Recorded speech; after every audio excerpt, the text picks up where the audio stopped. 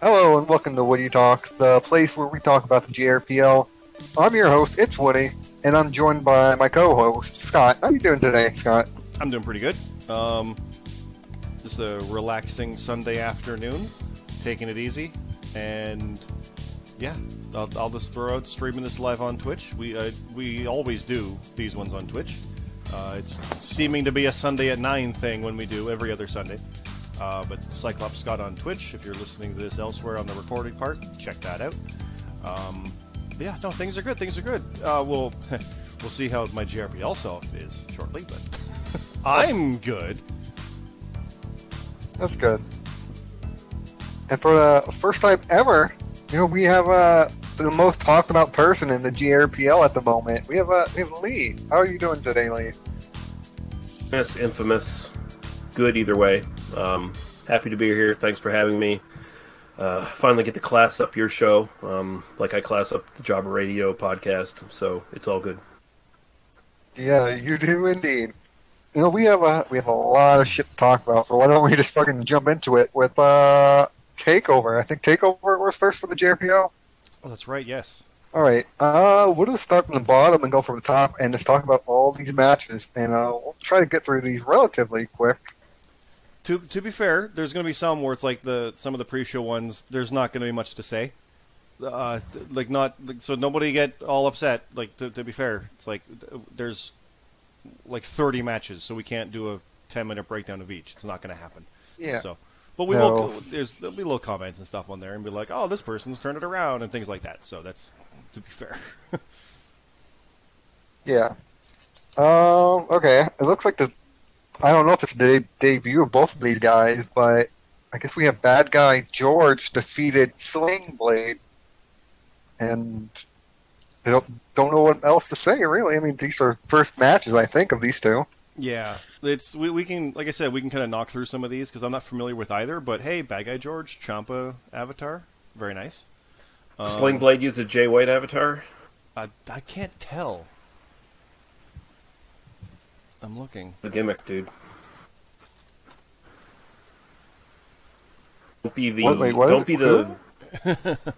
Sling Blade. Don't be the debut of Sling Blade that sort of like fell on its face. Be the Sling Blade now, who's actually doing awesome. There you go. Okay. And I think two more debuting guys. The Real Deal JRH versus Dave Smell Life Part. Yeah, I remember Bomber learning what that name was. Yeah, that's a debut. Then look at the scores though. We had a 22-15. This is 8-7. Not great. Not great. It's not. When you're talking confidence points, that's like a match. That's 2 matches really for a takeover. So that's what I kind of expect though from Buddy Murphy versus Viscera. Yeah. But the next one, though, I mean, we don't need to talk about Jut 9 at all. There's no reason to talk about those guys. No. Oh, Jut 9. SummerSlam's going to be fun to talk about. It's going to be great. Yeah. So, he won against Voodoo Dreamer, 13-5. Dreamer's new, if I'm correct. He's been here for a bit, but he's a newer one. And yeah, that's a tough loss, but it's Jut. I'm not too surprised. Those guys have been... I mean, I can say it. They've been pretty good. Yeah. It's almost like they're in on the Vegas betting pools or something like that. Like they got an inside fucking track. Yeah. Moving along, Frenchie defeated CJ Blackthorn, and up until then, I think Frenchie's been undefeated. I think so. Another big victory for her. Yeah, Frenchie's a newer one as well, but has been doing very well. So that's definitely good. Mm-hmm. Okay. Moving on to this one, I think with a lot of these matches going forward, we have something to talk about more. Yeah. Peanut is my bitch versus Bart Bucket. No, that score of 24 is the highest score so far on these matches. So yeah. Possible perfect is 30 from what I see there. So that's like one match off or a bonus point or two. So that's really good for Peanut's my bitch. And Fart Bucket with a 13 is actually surprising. Yeah, it's not bad considering, Jut got 13 as well. And Fart Bucket eating another loss. yeah, not surprising, but you know. Oh, he's very surprising later on. A different card, but Oh, yeah. okay. Okay, you have Bomber's Girl. You have Kyoko versus Accelerator, 13-11. Which I remember Bomber did say he was talking to her about possible picks, so that's a better score considering. But Accelerator, So he's coaching her. Yeah, yeah. But Accelerator, that's a bit of a lower score for him, so. Yeah. I don't remember who Accelerator faced last, but it's a fairly low score when Fart Bucket's had something higher than him. Yeah. This sounds like nepotism to me. This sounds like Bomber. Pretty soon we're going to see her in the title picture. No, you heard it here first, folks. Who's next? This is an interesting one, for a lot of reasons. You have Queensy defeated Orcella, and I think Queensy's lost to AK. I think so. Queensy's not undefeated, but she's been putting up high numbers.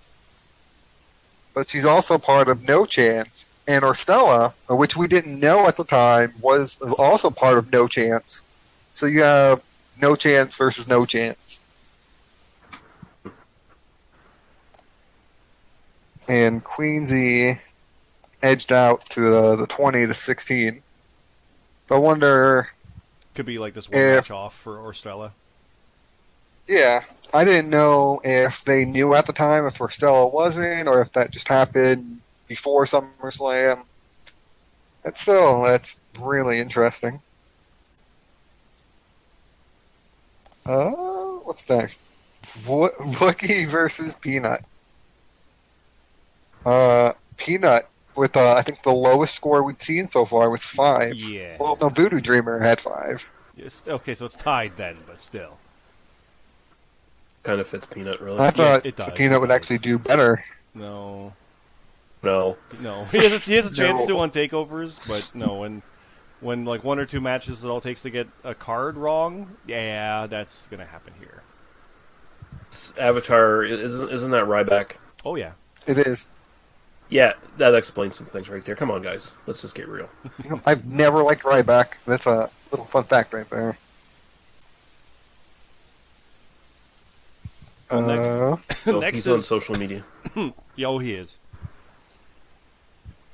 Next we have, this is one of my favorite teams right now, actually. You have Twin Basement versus Zion and Rab. Now, Twin Basement debuted here, right? Or were they on the Yeah, last one? I think this is their debut. I could be wrong. I think they are. They had a good score, though. 36-26. That's not a bad score by Zion and Rab either, but it does rob them of having any sort of streak after getting their first win since November last time. So, it happens. Yeah. Yeah, and they're literally like doing the Twins gimmick, but it's Regal and Guerrero. Yeah, I've seen that's weirder. glorious. That's amazing. Yeah. And I guess they're really into it. Like I think they did like an all-in thing with the character chat, how they were gonna make picks at all-in. I thought that was really cool. Nice. It's fun to see that newcomers getting involved in the character chat and whatnot. Definitely. Moving on. I mean, you have it's no live promo, but Yeah. No. Thing is, though. Yeah, Lee knows a thing or two about live promos. Full booking for an all-in card too. Just saying, I didn't see anyone else do it. That's true. Yeah.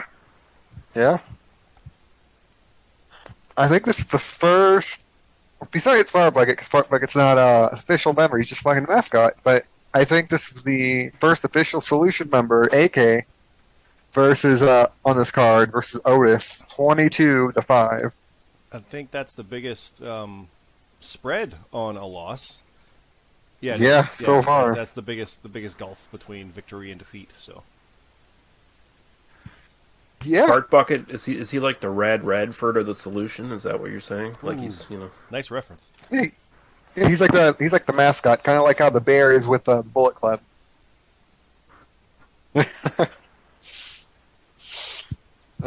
It's great. Some of the character stuff is just phenomenal with him.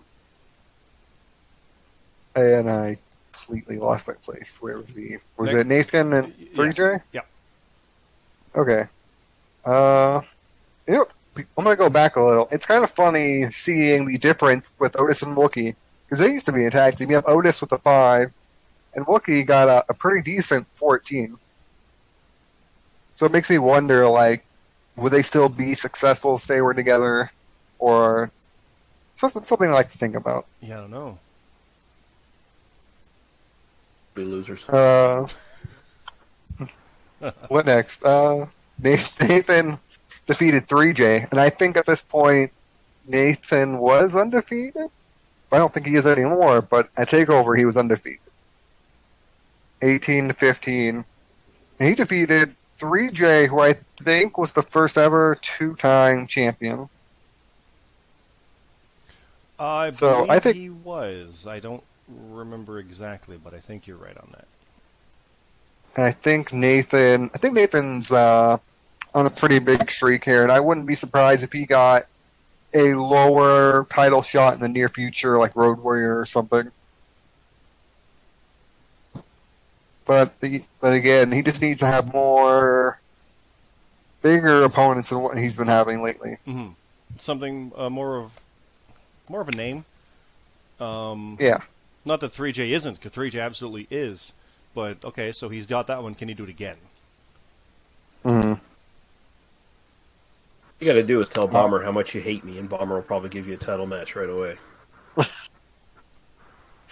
Probably right. Yeah. I don't know. How mad is he at you right now? I don't know. It sort of ebbs and flows. So Okay. Moving on. I don't know which is the main card and not, but we're gonna go. We have. I don't think this was main card. You have JD versus CT Martin. So basically, No Chance versus Enigmas. Yeah, Enigmas. 21-8, which is another big win. And it's interesting to see that even, singles wise, the tag team and the Enigmas can't get wins. Yeah, they've had it pretty rough. Not gonna lie, it's been pretty rough for those guys. It's been rough days. Rough sailing. Scott and I have no idea what that's like. No, No, you two foreign concept. are great. I don't know what you guys are talking about. And then next on, you have the partner of CT Martin. You have Junction. You have Green Machine versus Junction, which is Junction did a little worse than Martin, but it was still 13-7. Green Machine beat Junction. Another loss for the Enigmas. And I think if I'm right, let me scroll up a little bit. I think this was a clean sweep for AH. And yeah, it was. Green Machine won. Yeah. So that's pretty neat. Green Machine, I'm not surprised. That's the point machine, as far as I'm concerned. So. Yeah, first person to 1,000. You have what's next? We got a tag match. We do. You've narrowed in Ash versus Carlito and Hippo, and I think this is one of the more interesting matches on the card for me because I just see like the tag team divisions are already more dwindled out than what it was. And Broken Nerd and Ash, they put up a really good score, 39. What was 39-19? So I think Nerd. I don't remember when they did SummerSlam. We'll find out later. But Nerd and Ash, they could be in line down. If they get bigger wins. I mean, I don't think anything's bigger than Hippo, but. Well, it's a matter of having a match and getting a win over a name, and even though it might be an opportune situation, sometimes you Mhm. need to capitalize that and go from there.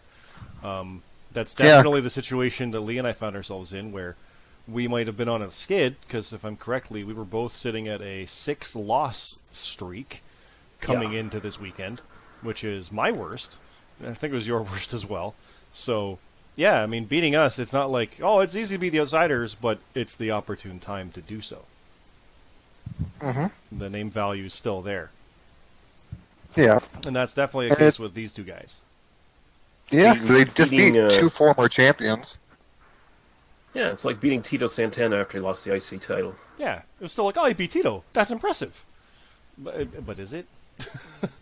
When I compare that to when Undertaker started the streak against Jimmy Snuka, it was a squash. But people were like, that is Jimmy Superfly Snuka. That's nothing to sneeze at. It's like, yeah, but it doesn't really matter. It's Jimmy Snuka, but yeah, it's Jimmy Snuka. So it's the same kind of Yeah, at that idea. point. It's like, hey, this was a person at some point. That's notable that he got a win over him. It wasn't at his prime. Kind of thing. Yeah. That's how you what's book next? it, though. That's how you book it. Yeah, that's how you do it. And Nerd and Ash, they almost got a win over the tag champs at a house show back then, which is not an easy feat alone. No, there's only one team to ever dethrone the tag champs. Solution. Yeah, I forget what the names are. Yeah, I don't know. I don't know. Who could they be? Who could they be? Yeah. I don't know. No. It's lucky that it's not going to happen. Anyway, Bionic Knee and Alaska Brown. Yeah, so Scott, what are your thoughts? For this one? Yeah, Bionic Knee and Alaska Brown. Honestly, I'm looking at the avatars going, I want to see Okada versus Hennig. That would be cool. But, yeah, right? I'm like, I never thought of that match. No, I know Alaska Brown has had just a tough going of it for the longest time. It's in every update from Bomber, it's just like, you just can't pull it out.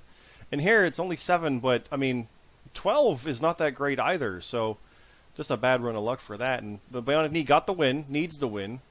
Things have been rough going in the war, so any wins matter and count, so there you go. Mm-hmm. Yeah, I think he's been on a really big win late. He's been really good lately. He almost won Money in the Bank. And I am very excited to see where he goes from here. Because you have to think that, Hero's just waiting to get his hands back on the... Oh, definitely. Love you, baby. Yeah. Going to the pay window. This next match, I find it really funny. And it might be the biggest win of Cade Gailey's career. Yeah. So this was originally Redhead versus John. Yeah, there's a bit of controversy towards that. It was Redhead versus John, but John no-showed. John, So, who was supposed to have a world title match the next night at SummerSlam, no-showed TakeOver. Yeah, he no-showed TakeOver. Screwing over Redhead big time, to be fair. Like, that's a big match, and a win is a win's a win, so... Yeah, I just don't see where Redhead goes from here. Like, I think, she goes down quite a bit from, like, the rankings and everything. Well, I mean, we'll get to SummerSlam. But yeah, that's definitely a huge loss. But again, it's by 1 point, so it's one of those ones where, the quick roll-up happened, and you're left in the ring like, oh my god, I didn't get beat, I got pinned, oh no. Like, it's not like a devastating defeat. It's like, oh, yes, Squawk got a win, oh, look at that. Squawk is not a word, squeaked, that's the one. So this isn't too bad of a loss. I think what's more problematic for Redhead here is, the Enigmas had problems. Lost the match with John from ever happening, because a win over John and then he wins the world title or has the world title match, you can immediately be like, I need a world title shot. Like, that's obvious. That's how that goes. But that's literally taken away from her. And then she loses this by a squeak. So it's like things are automatically distracted over into this now. Like, what happens now. So definitely And you had that for her. you had to imagine she was rattled when she found out, she wasn't facing John. So, the next, I think this was the start of the main card. I could be wrong though. The best of the 5 series, you have Ash defeated the Finn, and if I remember right, I think I was the only one that went Ash. Yes. Well, Bomber and I figured it would be 1-1 coming into this. Ash was up 1-0 from... Or no, this was the first of the best of 5. Forgive me. Yeah, it was. I was thinking SummerSlam. Forgive me. No, I think we thought Finn would take the first one, Bomber and I. And you went with Ash for this one. That's right. And 25 to 16, those are good scores. Yeah, 25 the highest we've seen so far? For a single person, I think it is. I'm looking through real quick. Yes. Yes, it is. 24 otherwise. So, yeah, that's the highest single score. Okay. Well, Ash is doing really well then. Considering perfect score was 30, I think. Yeah, definitely. Yeah, 30. Yeah, she was 5 off. And this card was not easy. No, like most takeovers, which is part of the strategy going into these, like, either person winning makes sense from a certain point, because, like, if Kairi Sane hadn't won the women's title, I would have had no problem with that, because that makes Baszler continue on as a strong heel, forming the 4 horsewomen, and Ronda's going for the title the next night, and that makes all the sense. But Sane winning the women's title shows that she's able to overcome this monster who's a dangerous threat, and she's redone what she did back at the Mae Young Classic last year, and like both ways make sense. So it's not like this is the obvious one and that's the bad idea. No, they both work. So takeovers are notoriously tough for that. And there's only 5 matches, so like if you get one wrong and it's your 5-pointer, crap. Now out of 30, your max is 25, and then you get 2 wrong, you might lose the whole event. So they're very very tough cards. It's great as a fan to watch these shows and see how unpredictable they are, but as for the fucking league, it just sucks ass. I think I had maybe 2 matches right out of the card, and that's terrible. That's like terrible. Yeah, no, it was rough for us. Yeah, it was really rough. Yeah, we did okay, but considering, I'm just going to say right now, our total score was what a perfect score for one person was. So yeah, it was no that great, but we'll get there. We're not far off. I think I did pretty good, except I think I got one. I think I got the Kyrie and Shayna match wrong. Okay, what's next? Yeah, who we got? Hebrew Hammer and Breaker, 22 to 10. It is my boy, the Hebrew Hammer. I love that name. It's good. I heard the guy's kind of crap, but I love that name. A little pattern with Breaker. He just keeps. Now, this one's not really close, but he keeps just getting so close to big wins, and then it just gets swooped out from under him. I know how that's like.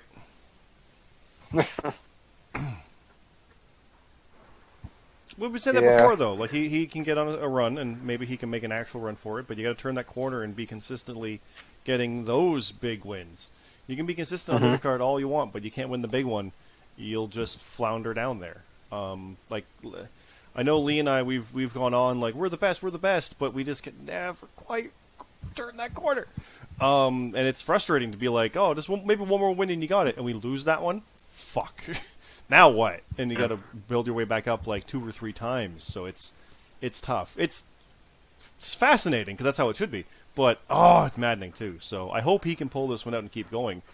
22 to 10 is a good win on a takeover. So. Yeah, and Hebrew, he kind of needs that built up as well because I think he just got back from like 2 title losses. Yeah. So it'll be interesting to see where both of these guys go from here. I don't even remember who they fought at SummerSlam, but I guess we'll get there in a couple of minutes. Yeah, don't worry about SummerSlam yet. We got to get through this. Don't worry. Yeah, we do. Moving on, I think we're already almost done with this card. We have XIVI defeats Bastion 16 to 13. Hey, Bastion, I see you in chat. That's right. I think at this point, I don't remember if it was TakeOver, if XIVI was announced as part of the global solution. It could have been, but I don't know. I'm not sure. You had XIVI, a current global solution versus Bastion of UVC and UVA. Yeah. And this, to me, this was a big loss for Bastion. I thought that Bastion would get the big win over XIVI, but Yeah, because Imperium exploded, and they had their match to the next night. And this was more like just an interesting, like, what can he do on his own versus this sadistic prick? And he squeaked out a win, 16-13. he did. A big win for XIVI, and I want to see where he goes from here. See what he does outside of with Lich, Boss, and all of them, Imperium. This is a good match coming up. I'll let you take the Scott.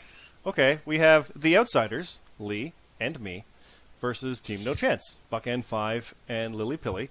The final scores were 32-31. I'm going to scroll down real quick to the part here.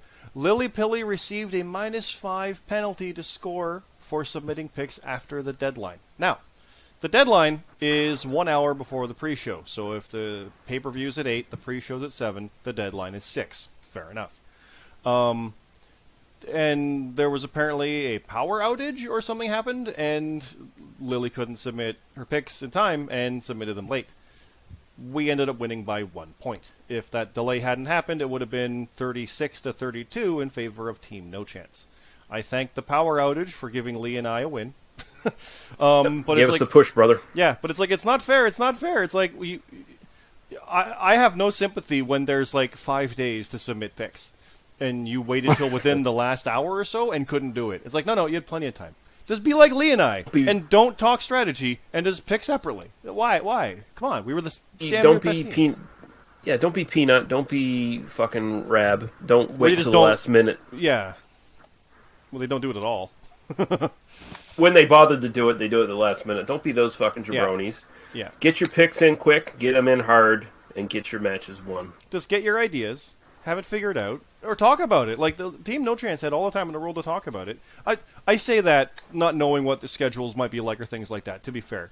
But I mean, Lee and I, if we wanted to strategize, we could have easily sent messages back and forth in Facebook Messenger like we did with the Jabba Radio chat, or the Discord private chat, and been like, okay, I send my stuff, and Lee looks at it maybe 2 days later. Yeah, that's cool, we'll go with it. And then we make our picks and happy day, and there's still 3 days before the deadline. There's time to do things. You don't need to sit down and hash it out super crazy. We were tag champions. We know what we're talking about. Ignore SummerSlam. But are you going on vacation? Are you doing a tour of Afghanistan? Otherwise, you don't have an excuse. And even if you are, you can mention stuff beforehand.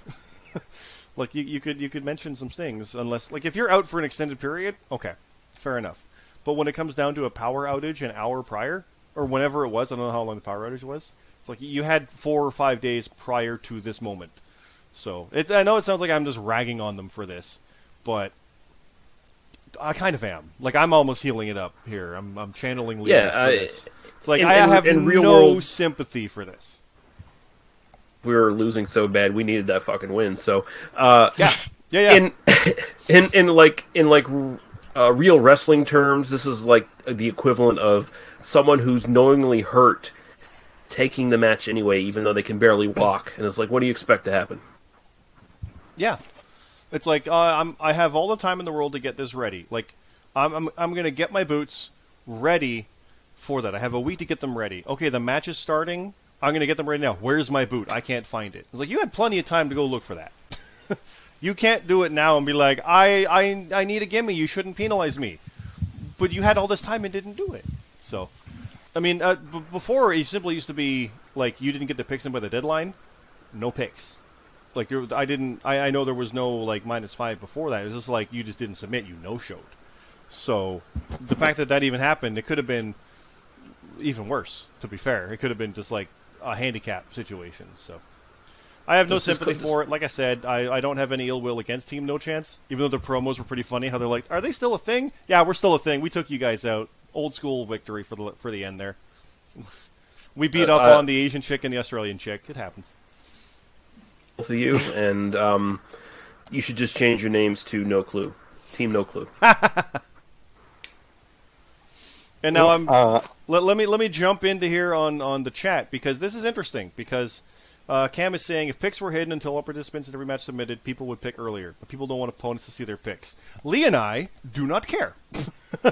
We've been like, no, pick's a picks. What you pick will not change what I pick as far as my opponent. It never happens.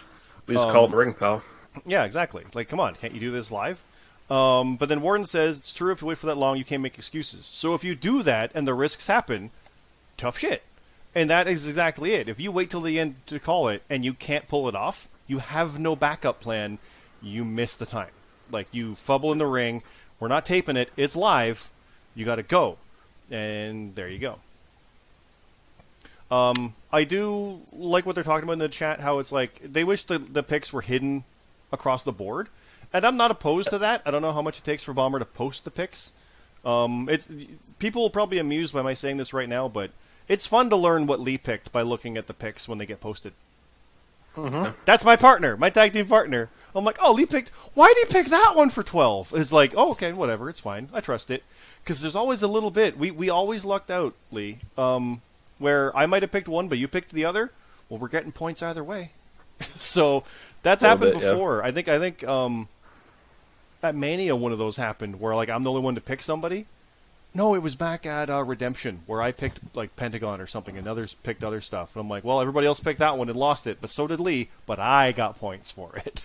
So it's like, hey, split it up a little bit. You don't need to all go in together like that. So, but I do know that some people surely go in there, look at the picks, and just try to make it all the same, so it's all evened out, except for this one, which might get them the victory, and you get your 38-39. So that's part of the game. It's part of how it goes, but you fly the risk when that happens. So yeah, I would only look at people's picks day of the pay-per-view, like after the deadline was over, just to see what everyone was doing. Yeah, and then and that's where I go, oh fuck, we're dead, or oh fuck, we're gonna win. You know. Yeah. So there you go. Yeah, like this one, I was like, I think we might have it, but I'm like, I didn't know what Lily's picks were. They weren't available to see beforehand. But normally, Lee and I pick pretty early. Stupid because I always forget to read the rules of the specialty matches, so it's like, right. Oh, death match, you guys are fucked. Oh, great. Oh yeah, we'll get to that. Yeah. But yeah, we got the win. We got the win. Haha. I will say that I'm one of the ones that do wait to send them in. Mm-hmm. But that's just because, like, you know, me and the Solution, we go over them a whole week, and maybe even a week before that. And then we keep going over them until the day of the show, or maybe the day before the show. So we either send them in the day before the show or the day of the show. And that's it's worked out. Yeah, it's worked out wonders so far. Yeah, you can like it. I mean, like I said, Lee and I will be honest. We don't operate like a stable would. I mean, if we were part of a stable, would we do that? No, probably. We probably wouldn't change anything. But if that's what it takes to be in a stable at the top, and it clearly is working for the members of the Solution, I have no problem with that. That's understandable. But you end up flying the risk of it. Because people are like, oh, what's the deadline? 6 o'clock. Okay, I'll get my picks in right around there. It's like, no, just like take 2 hours or 3 or 5. Like, do it overnight. Because Bomber only updates them maybe right before it's posted anyway. Plus, in this situation, Lee and I had our picks in, I think, by the Thursday and the Friday. I think I put mine in on the Friday. Maybe even... Yeah, something around maybe there. even the Thursday, because it's a Saturday show. So they were there. So there's no reason to delay your picks when you're our opponents, because we can't change them. Like, it's it. So it's not like we're going to see it and change our minds. They're there. So, yeah. Anyway, we went on long about that one, but... Yeah, so the Solution's like the York Foundation, except for successful. Yes. Yeah. They're getting fart bucket wins, for crying out loud. So, yeah, they're doing something right over there.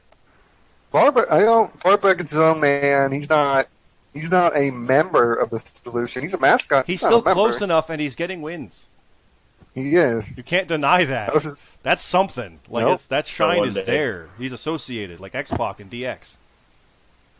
Yeah. I think that was his only second win. Yeah. Okay.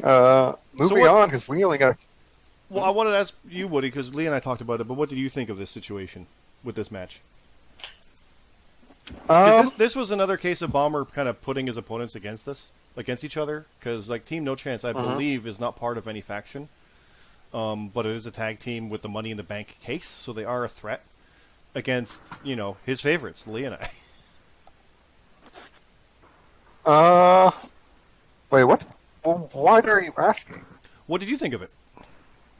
Of this match? Well, when I thought of the match, I thought that No Chance was gonna win.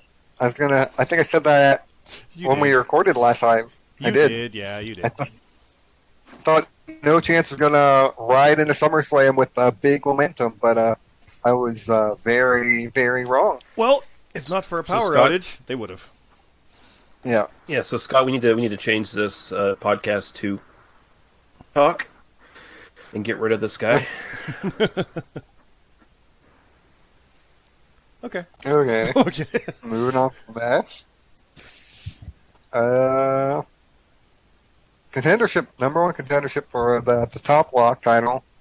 Banksy versus Captain Charisma. Now, And this was really close. Didn't this originally have Modstep in it?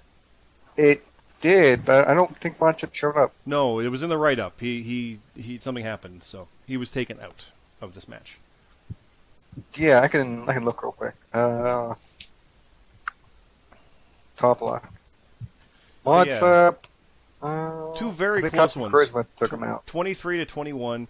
I don't remember if that was match of the night. I'm looking to see quickly. I don't know if that was even picked as of yet. No, I don't see it offhand. Oh, there it is. Yeah, Banksy got it. Yeah, so Banksy got match of the night with this one. Yeah, so this was the first match of the night? Yeah. Okay. I would have thought he would have got a lot more than that just one. Well, he might have had it before, but yeah, no. Yeah, Captain Charisma had it already then, but Banksy hadn't gotten it yet. But this was match of the night. And I don't remember who I think I went Banksy, but it was really close, and I wouldn't have been surprised to see Charisma win it, but I'm glad to see Banksy won it, seeing his rise from his loss at WrestleMania. Yeah, big rebound after his Rumble win and Mania loss. Yeah, just like WWE. Rumble win, Mania loss. Anything to say, Lee, about this? I have no idea who these people are. Fair enough. And this is the first of two of the TODs we have, and this one's actually for the Road Warrior title, which makes this even more interesting.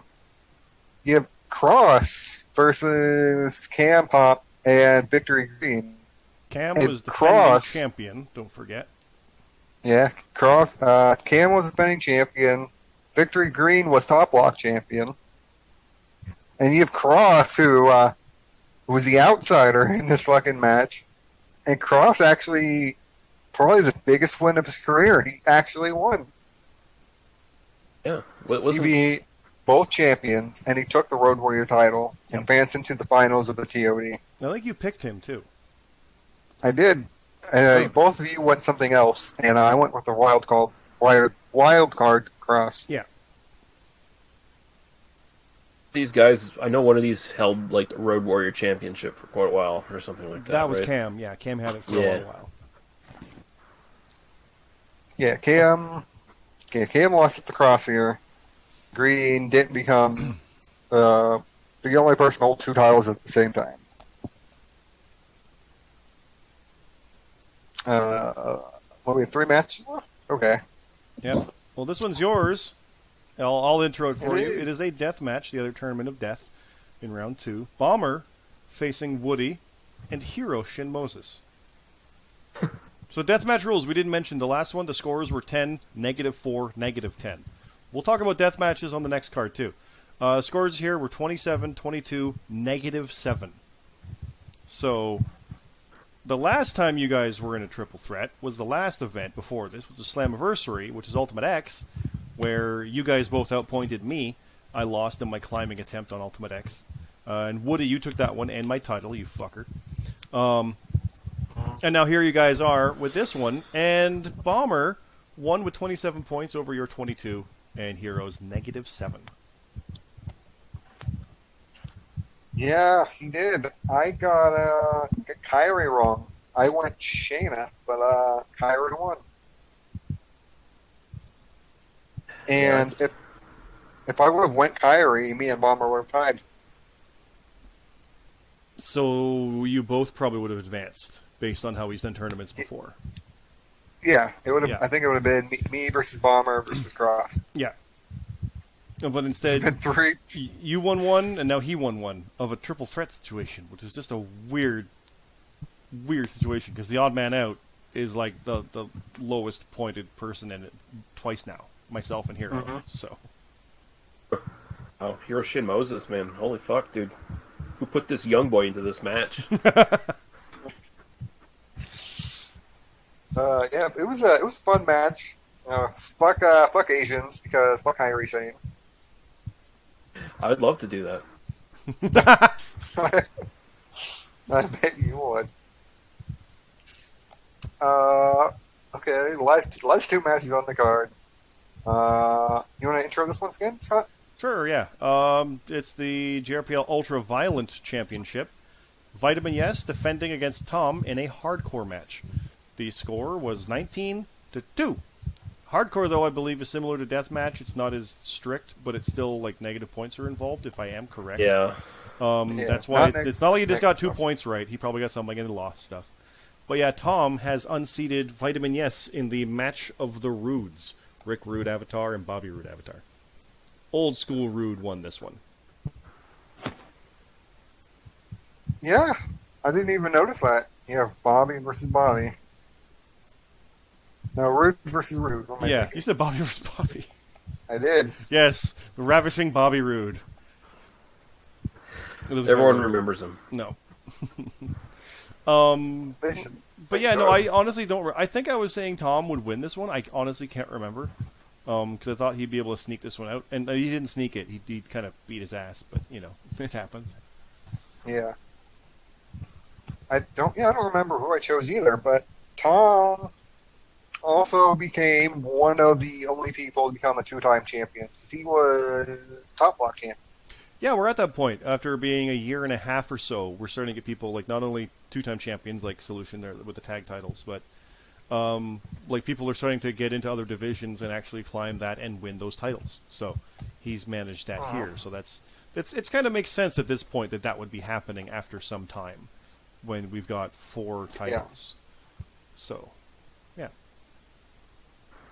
Yeah, let's keep it at 4, Bomber. Don't go throwing any more fucking titles into the mix. You're gonna make your division, your whole fucking company look like shit, dude. Come on, man. Yeah, you can see all this now since you're not here anymore. And now we have the main event, which has the Global Solution members, the tag team champions, Bear Me Jesus and the Warden, as well as awesome hooded motherfuckers, Spring Tigress and GMSG, against the Ultra-Violent Alliance members, World Champion Legit Boss, Nate Myers, TB666, and Tino. Brief moment here, guys. We can pause. My stream has just paused itself.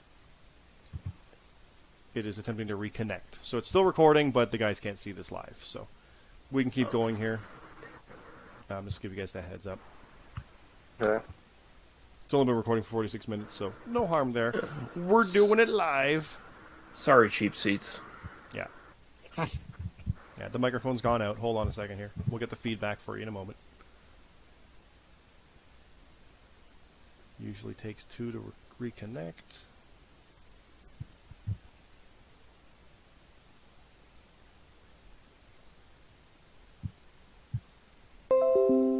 There we go, and we are back. The feed is reconnected. It's like Impact on Twitch. Stuff happens.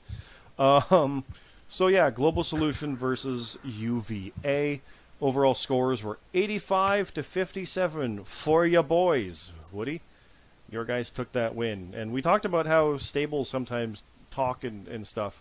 The AHMF aren't part of the solution, but I mean clearly 85 points. When you're talking a max score of 30 each, so 120 is the max score for these guys. 85 is pretty goddamn good. Yeah. And I think we discussed the possibility of a squash last time. And I think I was the only one. I'm like, yeah, I think it'll be a squash. And I think you two were against that idea. Well, I was against it, but I did think that the teams would do better than the other because Boss and Nate were part of Imperium, but then TB66 and Tino weren't. Like that's not really a group, any of them, to the safest, to the clearest extent. But you've got literally two teams that have had tag titles. Actually, hell, if I'm correct, Solution took the tag titles back off of AHMF, if I'm correct, because they took them from Lee and I. That triple threat bullshit that we never lost. Right, exactly. Yeah, so I think that's literally how that went. So these are two teams that know what they're doing, probably worked out all the picks, probably had it figured out, and then went in, even if they did it separately without talking to each other, that's still going to be strong compared to that. Now, no loss here with Legit Boss, world champion. Even if she snuck it out, she still did it. That's all that matters. You got the win. So she didn't look that great here, but I picture the match happening, and like this, she's like the last one standing before they take her out. It's like a DX versus the other team situation. Let's face it, she's not much of a champion. Well, that's something different entirely. Doesn't like to go to the other shows, barely shows up at non-main events kind of thing, so yeah. Kind of the cock Lesnar of the fucking company, really. Boss Lesnar. I guess so. Boss Lesnar. But yeah, this was all.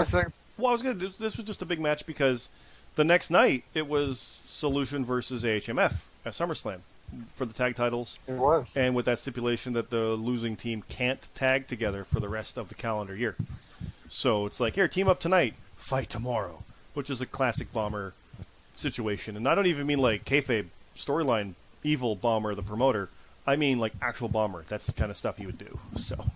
Yeah, he's just a Vince Russo fucker. He's It's kind of interesting how they definitely talk picks at this show, but then the next show it's like, yeah, we can't talk picks with you. Yeah, because that's exactly it. Like they can't talk about what the next night's going to be. So exactly, and that influenced some of my picks because I thought like Baszler would win because Ronda would win. So that was like my picks for one were influencing the other is part of how it would go. So how would you pick that with potential opponents the next night? It's interesting. I mean, that's part of why this kind of matches happen. It's always fun to see on Raw. It's like, oh, you're facing each other at the pay-per-view. You tag tonight. It's boring and lazy, but it's still fun and the crowd likes it. So, what we can do briefly is just talk about some of the write-up, because Bomber does spend time on this, and he actually knocked most of this out literally before SummerSlam. He talks about how, like, John wasn't there, and then Redhead got the other match, and how Redhead had John like hidden away, and then John eventually came out and attacked Redhead during the match. So there was stuff happening during that, and that's how Cade won and things like that. So yeah. In our match, Lee and I debuted my new theme song. I'm going full AJ Styles with Evil Ways, but it's a glitch mob version, which is like my Day is the Enemy theme. Bomber had me literally just not giving a shit until I got tagged in, and I tried to tear them apart. So that was fun. We got a win on that. I like the story. You almost come down the ring like comatose, but once you get tagged in, you fucking go crazy. Yeah, it's like I don't want to be here. Like Festus a little bit. It's like I don't want to be here. I don't need to be here. You get tagged in, it's like, oh, you're fucking dead. I'm literally choking them out. I'm not going for a pin. I'm just choking. And I picture the visuals. It's Arn Anderson and Bret Hart versus Asuka and Emma. I love the visual as like, oh, that's bad.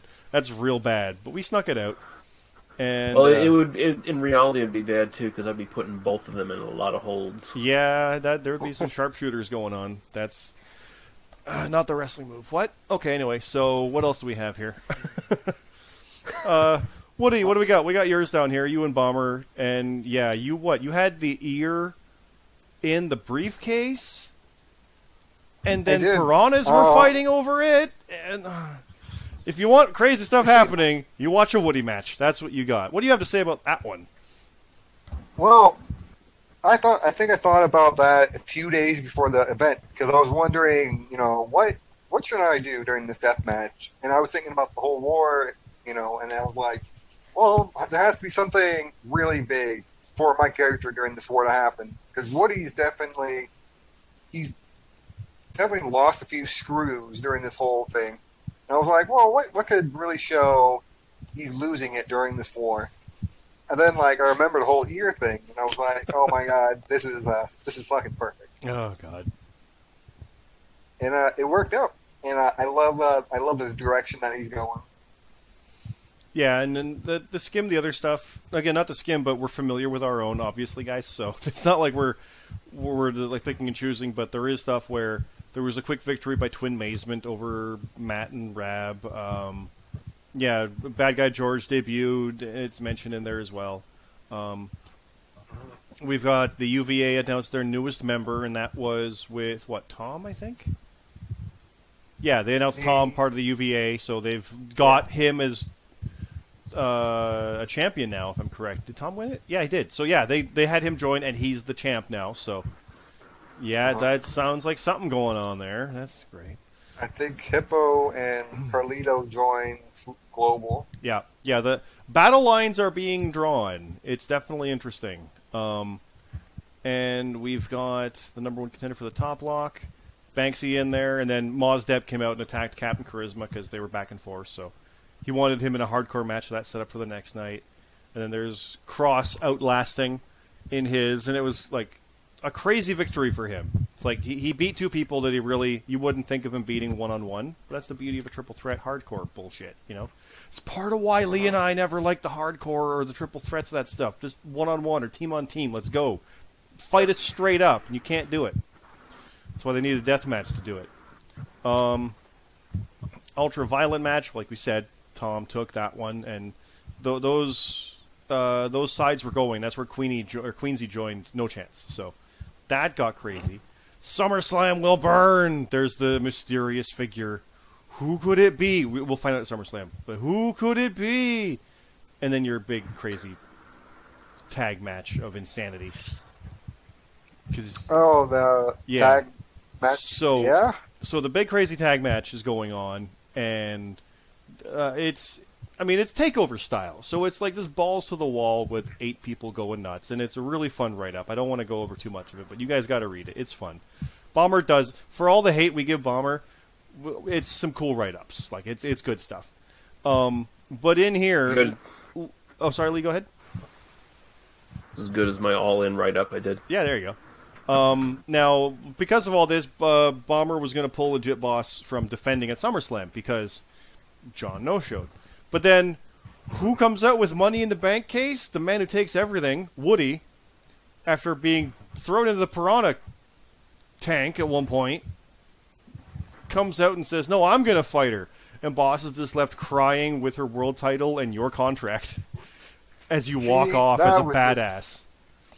That was hilarious when I read that. That was so last minute because we John no-showed. Legitimately, he no-showed. Yeah, and Bomber's like, I can't be having the person who's going to be main eventing SummerSlam no-show. He didn't know. So it was like he didn't know. Yeah. It was like John Cena needing a 7th partner, and he couldn't trust Miz till day of, so we got Daniel Bryan. You can't wait. You got to know now. So Money in the Bank gets cashed in. Yeah, he was going to I think he was going to remove John and everything and try to change it. And then, at that last minute, I was like, you know what? Fuck it. Just put me there. I don't fucking care. Yep, you'll do it. So, and that was good, because when you look on the storyline of it, that makes all the sense in the world. That's how natural, actual planned booking would be. It wasn't planned. But that's the kind of story that would happen. It's like, oh, I'm getting out of it. And you're like, no, you're not. Nothing can stop me. And yeah, so there you go. So that is... a lot of... A lot of what? Sorry. There's a lot of story elements that we will talk later from that SummerSlam match. Well, and Bomber's good at hitting those moments. I've said before how it feels sometimes like Attitude Era Raw, where the crowd's going crazy, the camera's shaking, people are reacting. At one point, she's like, "Oh God, thank you so much. I don't have to have this match. I don't have to do it." Then your theme song comes in, and just the reaction from Boss is just, "Oh no." It's great. Yeah. I love stuff like that. So that's how TakeOver ended leading into SummerSlam, with you in a world title match that you hadn't planned for up until that moment. So let's go to SummerSlam. Yeah. And with a lot of these matches, we're just gonna skip. We're gonna until we skim. get to the main stuff because there is a lot of talk about storyline stuff, and I like the idea. Let's go through the matches again, and then we can go through the write-ups for more specifics, because we can focus on that. Yeah. Perfect card is 100, just to keep that in mind. It was a 12 or 13 match card with like 10, 15 points and bonuses.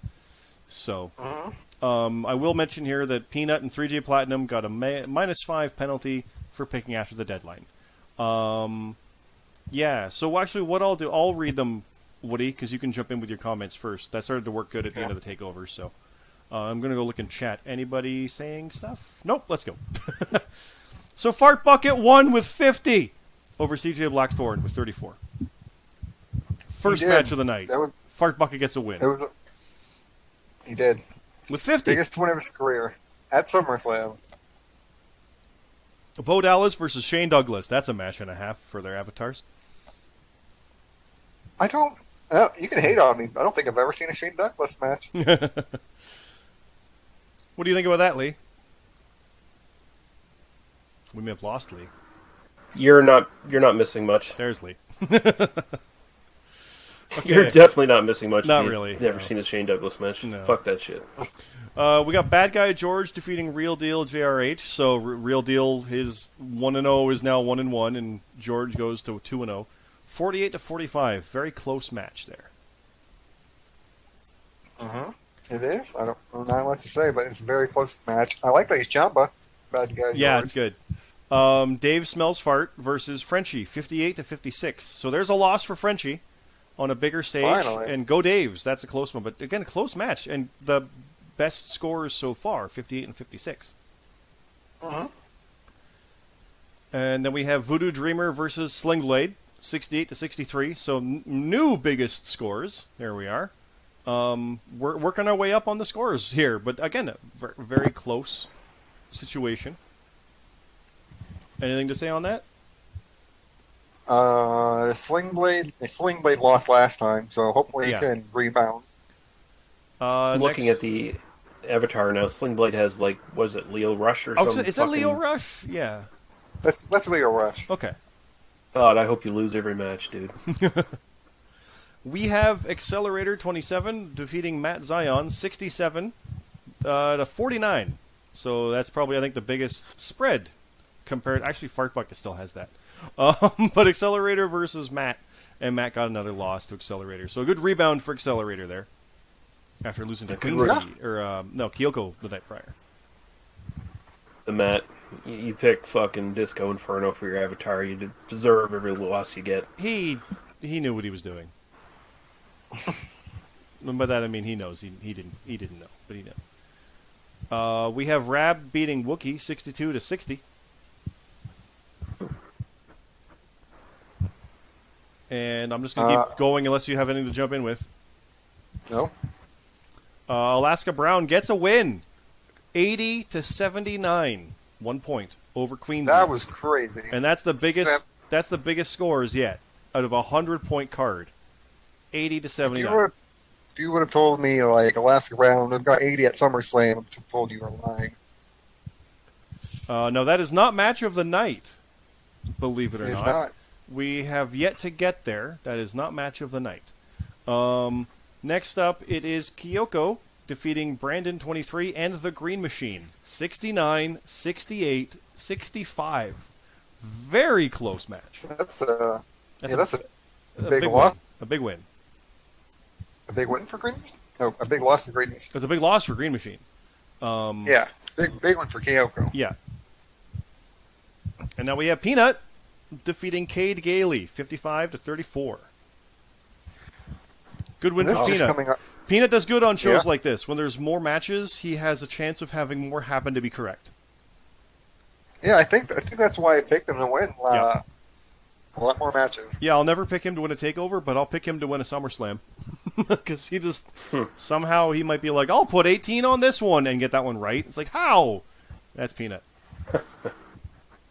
And Cade Gailey was just coming off of a big win against Redhead, so it's kind of sad to see him lose against a lot of unfortunate WWE style booking where it's like they got to win, but they got hamstrung the next night. So There's not many making really good advances. Like Accelerator rebounded nice. Bad Guy George got 2 in a row. So like, that's the kind of thing you want to do to capitalize on this stuff and go from there. On that note, we have Breaker getting his win back by beating TB666 67-51. Yeah, I didn't know that was even a match, but looking at it, I'm very interested in that. And next up, Nerd and Ash did defeat Matt and Rab the night before. I think it was. No, they beat Super Hippo and Carlito. Forgive me. They lost to Daddy Kink, That Guy Jack, and Kev, 123-113. Those are Bomber's actual friends, if I'm correct, those guys. Getting a decent win there. Carlito and Hippo got their win back against CT Martin and Junction, 145-137. So big tag team scores for that one, definitely. Any comments about these tag matches, or? Well, I heard that Carlito basically was dragging Hippo like towards this match. Like Hippo was just getting really low scores. Yeah, Hippo really fell from grace after the initial top lock run. Yeah. Still a name, though. When you beat Hippo, it's impressive. So, I think, Lee, you and I, we beat Hippo and Carlito at the Greatest Rumble by, like, a point or two. In some crazy, like, 102-101 situation. It was at the Greatest Rumble, so it didn't matter as much, but... It really didn't, and they don't matter, so let's move on. Oh! Twin Basement 2-0 against Team No Chance, Buck N5 and Lily Pilly, 151-131. No power outage here. That's a 20-point loss. Yeah, I went against... Where's your excuses now? I think I went against Twin Basement for this, but I could be wrong. Oh, I'll mention this. Let's go back here. Peanut won 55-34. He had a 5-point loss because he was late. So it should have been 60-34 for the record on that one. But yeah, no, Twin Basement, look at them go. Doing what we can. So good on those guys. And soundly beating Team No Chance. But when it comes down to it, like Lee and I have always said, a win's a win. Doesn't matter how close it is. A win's a win. Right, so and it works, we have man. it. So it's the pay window, exactly.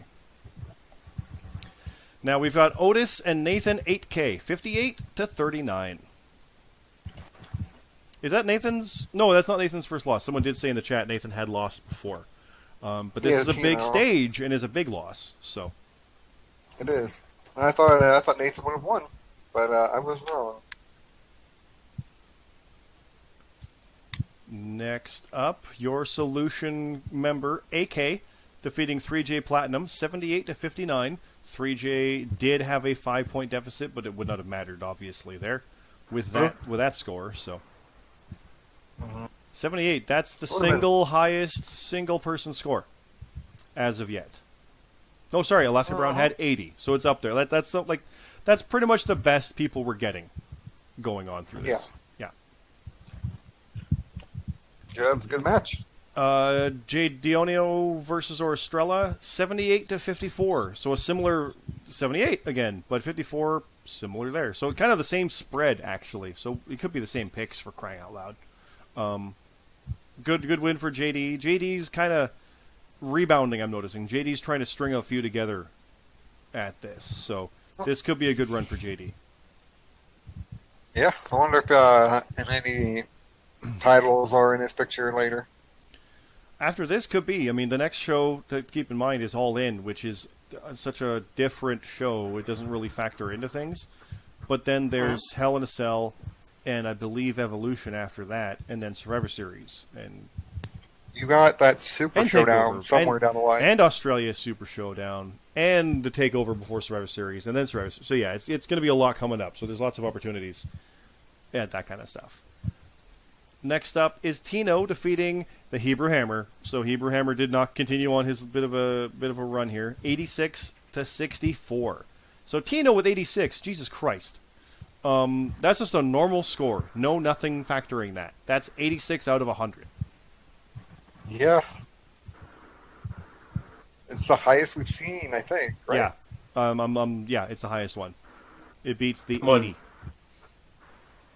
I believed in true. Jew. That's crazy. You believed in him, in Jim?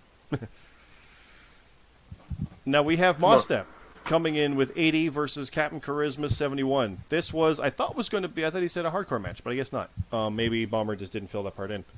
But yeah, Mostep gets Captain and beats him by 9. That's a high-scoring match. Still, we have not hit match of the night, folks. We're not there yet. It hasn't happened. No. We'll be getting there. But big win for Mostep coming in. Definitely a good turnaround for that one. And I do keep checking chat in case anybody has any comments. Looks like nothing at the moment, so let's continue on. Again, Woody, I'm going quick. Forgive me, but if you have stuff to say, yeah, go for it. No, I will later on, but right now we're good. Yeah, we'll get there. Cam Popplestone defeated Vitamin Yes 64-52. Those are some lower scores, but again, when there's that many matches, it can be tough because you still have to pick something for 12 points, and you lose it, it's gone. So, former champion versus former champion. Yep. Good match. Yeah. Good rebound for Cam. Like I said, he lost it in a triple threat, which is kind of bullshit. Lee and I know all about that. Give us a one-on-one. That's all we want. That's all we need. Team on team. Just make it straightforward. But there we go. Next up, best of 5, match 2. Ash and the Finn, 72-55. Ash is now 2-0, which Bomber and I, that's where I was talking before. Bomber and I thought it would be 1-1 after these two shows. I think you thought it would be 2-0. Yeah, I thought it'd be 2-0. I thought Ash would win both times. Yeah. So that's just only 3 more to go, and he's got it. But we'll see what Finn can do. Or sorry, is it first to 5, or does he wins the third one and that's it? I think he wins wins 5 first. Yeah, best of 5. He's got to win 5. Okay, so this could go for a bit then. Okay. He's got to win. He's got to win 3. Is it? Oh, it is a straightforward, like 2 out of. Okay. I would think so. That's the way it's worded on the page, anyway. That's what 5, I thought. That's what I think. Yeah. So he wins 1 more and it's over. Okay. You never know with Bomber. Who knows? Next up, true. Imperium explodes. Nate Myers and XIVILI, 57-47. It's 10 points. Not much. 10 point difference. Okay, we'll go into more detail as I go through the write-up, because I'm not remembering specifics of these. It just went up today. But that's relatively low scoring, all told. And when you look at what they would be like in a normal match, you put that together, you're talking, what, 114? 104, yeah. That's not great, considering that's literally took 2 people to get a perfect card. Some of these teams are above that, but I mean, we'll get there. Not There's a lot of headlocks in that match. Yeah, a lot of headlocks in that match. Next up is actually Redhead versus John, the match that was supposed to be last night. It happened here, because John could not be trusted with the main event after the no-show. Whatever happened, but the write-up had Redhead keeping John out of the picture. So this was the revenge after he attacked her. And beat her 70-62, so Redhead can't buy a win. She cannot. Her and the Enigmas are just on a downhill slope. Yeah, now to be fair, the good guy won the comeuppance because he was supposed to be in the World Championship match here. Fair enough. But, things happen and there you go. 62 is not bad. Like, it would have beaten either former Imperium. So it's not like it's a bad score, but John just had it by like a match or 2 or a bonus point or 2, and there you go. Next up was the Bionic Knee versus Hiro Shin Moses, 69-51. The second of their counters, I think. And Hiro go ahead. You don't count like the triple threat. Yeah. This is their first straight one-on-one, right? No, they've had a one-on-one. They main evented a takeover for Money in the Bank participation. That's right. And Knee won that, and then Hero won the Fatal 4-Way, so he beat Knee. Then Knee won again. Okay. Next up, we have the Ultra-Violent Championship. Tom, new champion, had it for a day, loses it to Peanut Is My Bitch 69. In a hardcore match, 45-35. So those are deceptive because hardcore means there was negatives involved and things like that. So. Yeah, I always hate when like a champion's only like they lose it on their first defense, but not much you can do here. Yeah. And to be fair, I know some people try to say like this was the quickest loss. I know the Road Warrior title literally changed hands like between a Ring of Honor and a Takeover later that night. I think it's how it happened. Like there was one that somebody that had it for part of a day. So we've had quick ones before, but this is only one day, which might be the ultra violent shortest. I don't know exactly. I think that was JD who lost it like that. It might have been, yeah. Any comment on that one with that match, or we want to move on to the next one? Because we're blowing through. We're actually up to the last like 5 to go, and then we'll talk about like the details scrolling through. Yeah, we move on to this next train wreck. This next match. Oh yeah, death match. Fucking death match. Jut 9 and Bastion versus the Outsiders. Yours truly, Lee and me. 105 to negative 52. There was over 100-point difference. That is the squash achievement 4 times over, win by 25. For the record, Lee and I got the first tag team squash at WrestleMania against Imperium members, Nate and XIVL. So it's like we're no stranger to this, but like the match started, and I think we had like -5 and -2, and it never picked up. It was just horrifically bad. And meanwhile, those guys are up to 105 with negatives, so they still had over half of what they needed to get correct, even with all the minuses. No, it's a terrible fucking match because if you start off like wrong, you're already so far in the fucking hole that it's just like it's so hard to fucking pull out. Yeah. And with the pre-show, the way it worked, it was like Cedric and Gulak for Cruiserweight title. It was Rusev and Lana versus Almas and Vega. I got that one wrong. Everyone else got it right. Both of those right. Yeah. And I was excited. I was watching SummerSlam. I was like, all right, I got the pre-show matches right. I'm doing good. Yep. And no, I wasn't. And then they opened with Rollins winning the title back, and I'm like, well, nope, I picked Ziggler. Shit. Yeah, I was like, fuck that. And then it just kept going downhill from there, because for some reason I was like, no, I've been picking against Lesnar all this time. I'm going to pick Nope, Lesnar didn't win. Rousey won, Becky didn't, and I'm going to say on the record right now that Becky Lynch as a heel is the worst thing they've done, because she's the most organic face dumb. They have. But that we'll talk about that on Thursday. But it like this was just a train wreck for us, and I'll just say it from the write-up, because we'll get there. We'll talk about that in more detail in a minute here, but there was one offensive move by us, Lee, and I was me throwing gravel in his face. That was it. I missed the clothesline.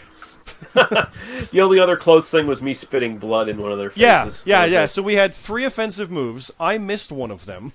I missed the clothesline. I got super kicked in the back of the head, and you spit blood in his face. We said more than we actually attacked with. For the record, I told Bomber when we knew what was going down, I'm like, get your boys over. I'm not turning on Lee. I had no idea if Lee wanted to turn on me in this. I'm like, I'm not turning on Lee. These guys beat us. That would take away from it. Could you imagine if this happened and it was because I turned on you? That would sour everything. That wouldn't work. That wouldn't get them over. Oh no, no. We're a tag team to the end, and we got our ass beat. Get your boys over and make it like we're fighting for our lives. Those were my instructions to Bomber, and he did. I mean, those guys talked the talk, they picked a match, and they obliterated us. Like they kind of should. Either the heels call the thing out and get humiliated when the heroes win, or they pick their shot because they know what they're doing. And that's what happened here. Yeah. 105 to -52. Yeah, congratulations to the Uber Violets, or whatever they're called. Yeah, not match of the night, of course. The next one, though, was. It was the Dropper Radio Road Warrior Championship. Hell in a Cell, Tournament of Death, final. Bomber, with 117, beating Cross, 79. It was Hell in a Cell, so I don't know how the points work for that, but there you go. Bomber is now the Road Warrior Champion and won Tournament of Death. In Match of the Night. Yeah. So, okay, I've never won Match of the Night. I don't believe Lee has either. We've had times where it looked like we should have, but we never have. I believe it's based on some like percentages of what the score could be between the two sides. So I don't know how 117 to 79 gets match of the night, but there you go. Cross got the achievement. Congratulations. Based on whatever side of the bed Bomber fucking woke up on that night. We'll get to the write-up in a minute to talk more details. Victory Green defeated Banksy 90 to 74, retaining the top block title. So Banksy might have gotten the contendership, but lost it here. But Victory Green's no one to. It's nothing to be ashamed of in that loss, especially with a 74. That's still a good score, so nothing wrong there. And then we have the tag title match, which was going to main event if not for the co-host here. Solution, Warden and Beerme, defending against Spring Tigress and GMSG, 152 to 144. And now the hooded motherfuckers cannot team together in a 2-on-2 situation, or as a team, a tandem, until the calendar year is over. And Solution continues to reign as tag champs. They have a stranglehold on these things. Well, only one team beat them, and they can't anymore. Yeah. Eating at them for the rest of their lives. Mm-hmm. If not for us, Lee, they would have been champions the whole time. So suck it, Solution. Yeah, we had to ruin it. And then there's no cash in either. No, exactly. Yeah, no. But what there was a cash-in of the World Title Championship contract. See what I did there? I almost screwed it up, too. Uh-huh. It was Woody defeating Legit Boss 2K to become the World Champion, so it's another where you've had different titles. 84 to 83. Fun fact, when you cash in Money in the Bank, you get plus 10. So, because it was a cash-in, Woody wins the world title by 1 point. That's how you do it. But if it wasn't that, I would have lost 83 to 74. Yep. And another fun fact, if there was John in there, Legit Boss would have crushed John. Oh yeah, 70. 83 to 70. So the original championship match would have been a victory. But here, straight up, won the title. So now, the Solution is world champion, has the tag titles. You don't have Tom. Yeah, no. So you've got two of the titles anyway. But the UVA has Bomber with the Road Warrior title. Peanut is my bitch is not part of the war, right? Just kind of came in there. No, he's not. Yeah, so that's interesting that kind of slipped away over there. And don't forget, you've got my Canadian title too. So let's go down to the write-up because this is where the actual details happened. Fart Bucket won. We can't stress that enough. Fart Bucket won. Yeah, he won. But he does mention rookies. Voodoo Dreamer got the first victory. Dave's Smell Fart got it as well. I'm not. That's all. I'm going to say your name. 2-0 going in for Bad Guy George. But actually, as is here, it had a rear naked choke and had to be pulled off by the ref. So we got a badass there with Bad Guy George. So that's interesting.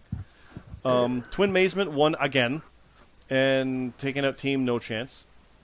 And I'm literally reading it. It's the Seeing Double, where there's a Lasso from El Paso at the same time as a Regal Stretch. So that's pretty great. I'm a fan of that. Cool. That's fun stuff.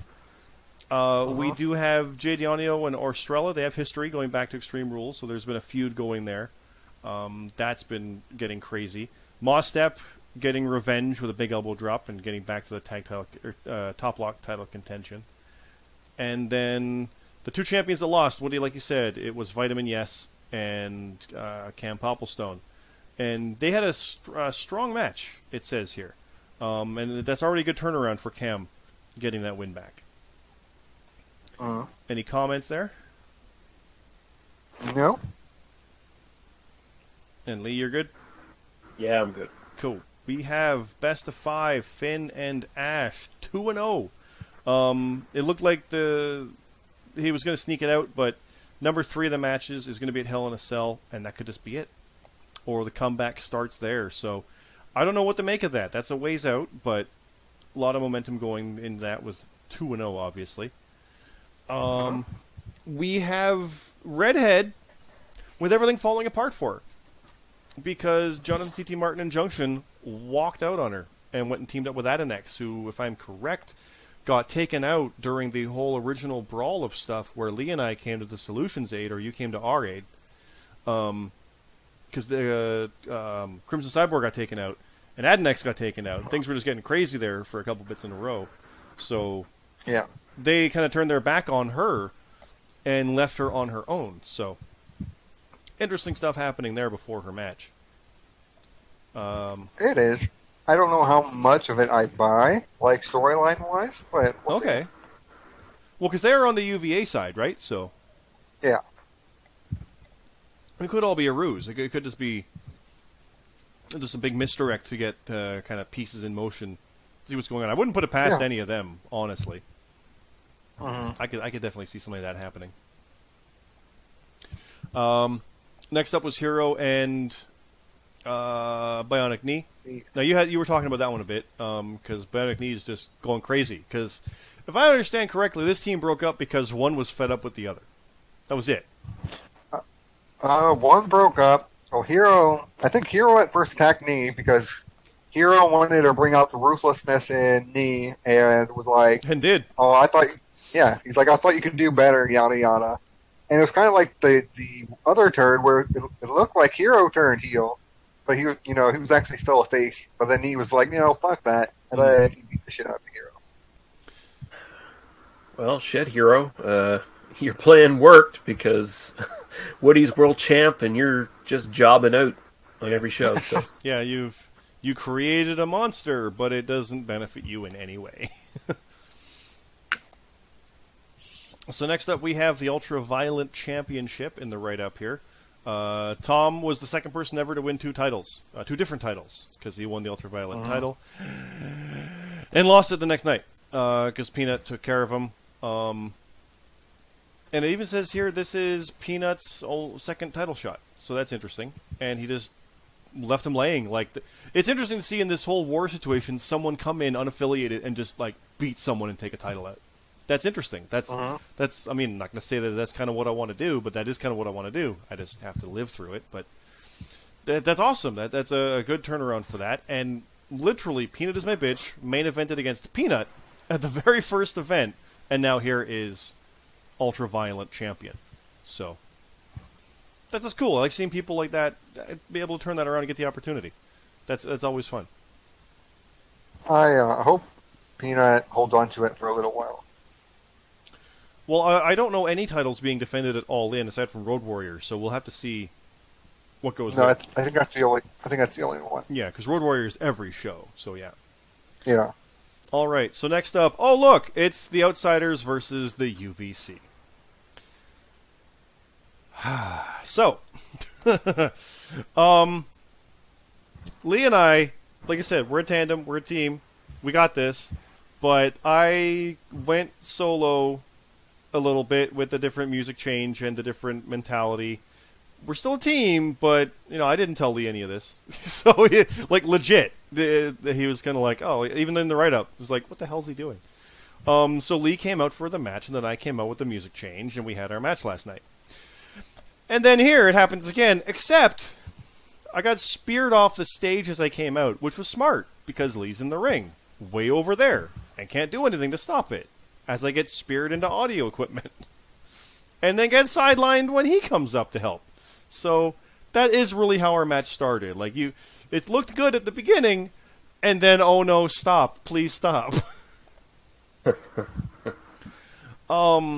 Yeah, it was just bad. They had a barbed wire baseball bat and hit your knee, and then was smashing it into your face and making you bleed. Old school. It's deathmatch. Dragged us into I did love this part where Jut put my head into a snack machine and then tipped it over onto me and then suplexed you on top of that.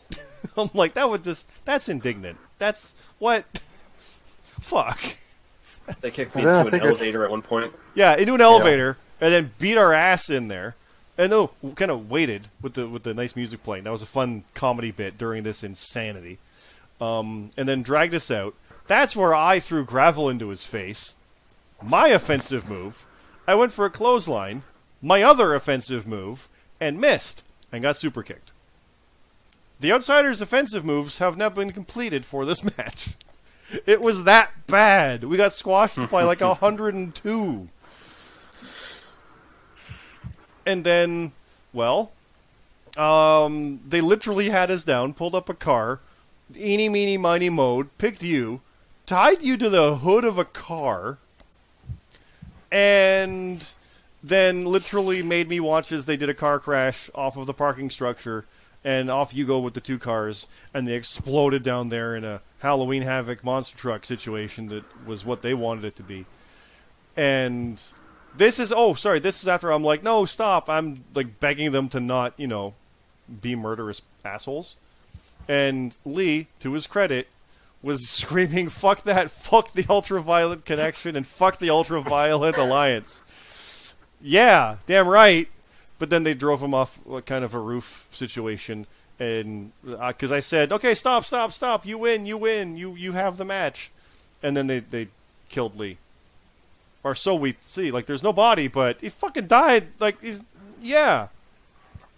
fuck. John Cena, I'll be back in a week, brother. Yeah.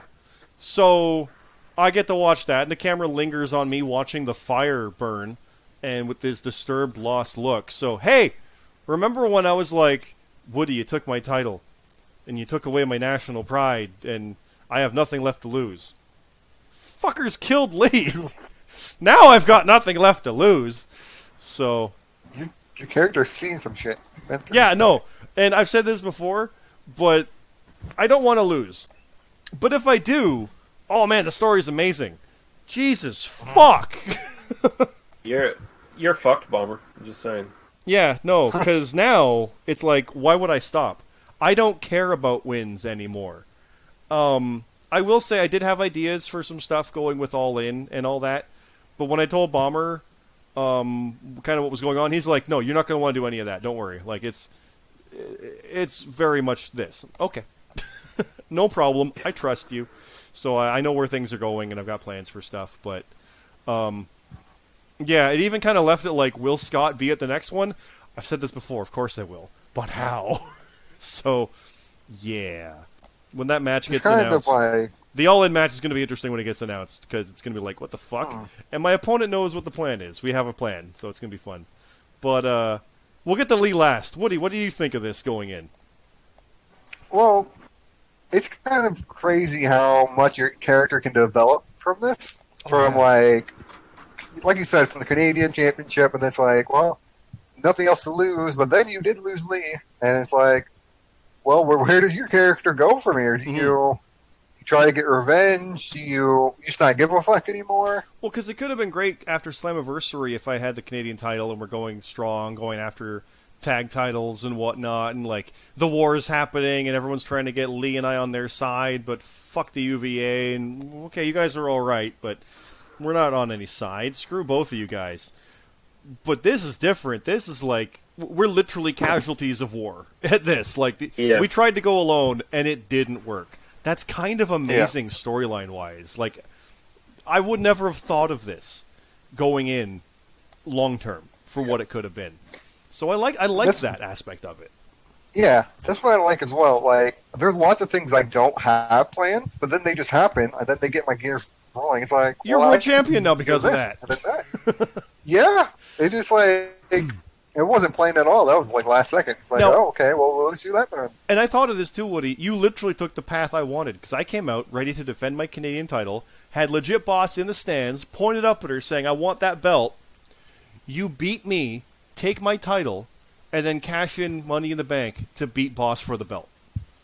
You son of a bitch. I pointed out. I showed you the way.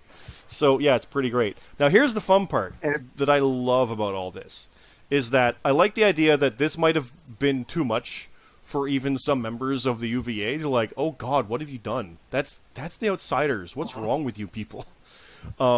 at the same time, like, the tag division died tonight in some ways. Not only from the main event, or the co-main event, but with this. The UVA did exactly what they wanted to do, but also, nobody stopped them. Is the very interesting point. Nobody stopped them. Could they? They were too busy with their own stuff. Yeah, but look what happened. At what price? And I love in the write-up. We'll get there, but I have comments on the write-up stuff. It's going to be fun. But what do you think, and Lee? It's kind of... Or sorry, what do you think of all that then? I was gonna put one last thing. This is kind of like this could lead to you joining a side of the war if you think about it. Oh yeah, absolutely. Even in the non-character chat, Bearme and Warden are like, man, you lost a partner.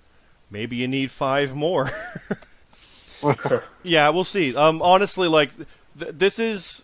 It is kind of everything I wanted when I started going down the whole like AJ Styles during Aces and Eights or Sting with the whole NWO. It's like I can't be trusted by either side because Woody took my title and ruined everything, but Bomber and his assholes killed Lee. I'm not siding on anybody, but I at this point should be a dangerous threat to both. But after this, I'm clearly not. So like, how does that work? What happens now? My next opponent is gonna be like, whatever. Like I could just finish him off. Or am I going to die? Because he's not going to give a shit. So I like that. It's the absolute unpredictability. And the fact that All In is next is awesome for that. I really like that. Yeah. That's the best part of that. So, and I laugh. I see Cam Popplestone saying maybe it's time for him to find a partner to fill the void left behind. Not gonna lie, Cam and I have talked about being partners because I'm Brett and he's Owen. So we've joked about that numerous times. It's a matter of time. But, Woody, if that's all you've got to say on that part of it, I would like to ask Lee his opinion of this match. Kind of expecting it, too. I've been sort of reading the fantasy booking for our stuff anyway. I don't really care about the other jabronis and their stupid fantasy matches. Yeah. Yeah, like I've been seeing like the UVC, throwing shade on us in the chats and stuff. Oh yeah. I was like, oh, all right. Kicking us while we're down. Like I said before about, beating a name that matters. We're the Jimmy Snukas to their Undertaker in this. Absolutely. Oh, I mean, it's like, okay, so it's going to go one of two ways. And I was seeing how your character was going as well, how you're getting increasingly more crazy and shit. Oh, yeah. So I was like, I think the Outsiders are going to eventually break up one way or the other. So I was thinking to myself, okay, if we manage to beat the UVC at SummerSlam, we still go down the path of it ending up being we split up and we fight them in singles matches, and I have a losers leave town match, and I probably end it that way anyway, because I've been wanting to sort of like step away from it either way, and the way they've been picking matches, I kind of figured it's only a matter of time before I lose, because I haven't been following the product close enough where I can make any really informed fucking choices anymore on the prediction league, so I thought my number was up anyway. Bomber did a really good job of chewing us the fuck up and spitting us out. Mm-hmm. He got his boys over. Like, this was 100% what their goal was. Like, they did not want us walking out of SummerSlam. They were going to put us 6 feet under. I remember that from Extreme Rules. So, yeah, and I told Bomber, it's like, give me a career-ending injury, and so there I am. I'm gone. Yep. And we did talk a little bit, like, should we break up by fighting? Like, I even thought, back to the whole Canadian Championship, like, what would be amazing when Lee comes out to even the odds and clotheslines me during that match, and oh no, he cost me the title, and oh no. But that sounds like Edge and Christian splitting during the Alliance. It's like, no, it's overshadowed. It wouldn't work as well. But it would be the best where you're just like, you're fed up with my bullshit, and clothesline me. With your lariat, because that's your finisher. I always pictured that being it. I'd be like, what have I done? Oh no. I personally hate the idea of, like, just in wrestling in general, the idea of every tag team always has to split up and feud eventually. Like, I don't like that. Like, they can just split up and go their separate ways and come back later on. You don't have to have them feud. Yeah, which, ironically, was what the original Heart Foundation did.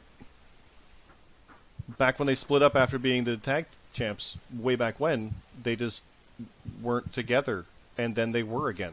So, it's kind of funny. It's a Bret Hart thing, but yeah, we talked about that, and even like the idea of the loser leaves match. I did throw it out there to Bomber and Lee at one point. 'Cause, I mean, it's not happening, so we can mention it.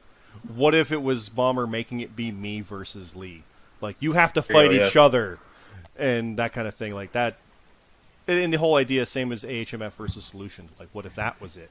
Kind of stuff. So, we had some fun ideas, but when we saw how this match was going, I think we both knew, oh, this is perfect. This is going to be it. Because even in the live event following the scores, it was just like RIP Outsiders the whole time by everybody. It was bad.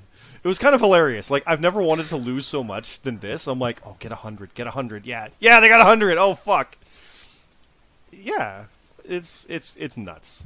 So, that is the death of the Outsiders. And if you're just following storyline stuff, Scott's not even going to be at All In. Of course I'm at All In. But oh no, he's not there. What's next for him? Because they killed his partner. Ah. So, yeah. Allegedly. Well, no, he's done. He's not picking. He had been talking about this for a while. He had actually been talking about this.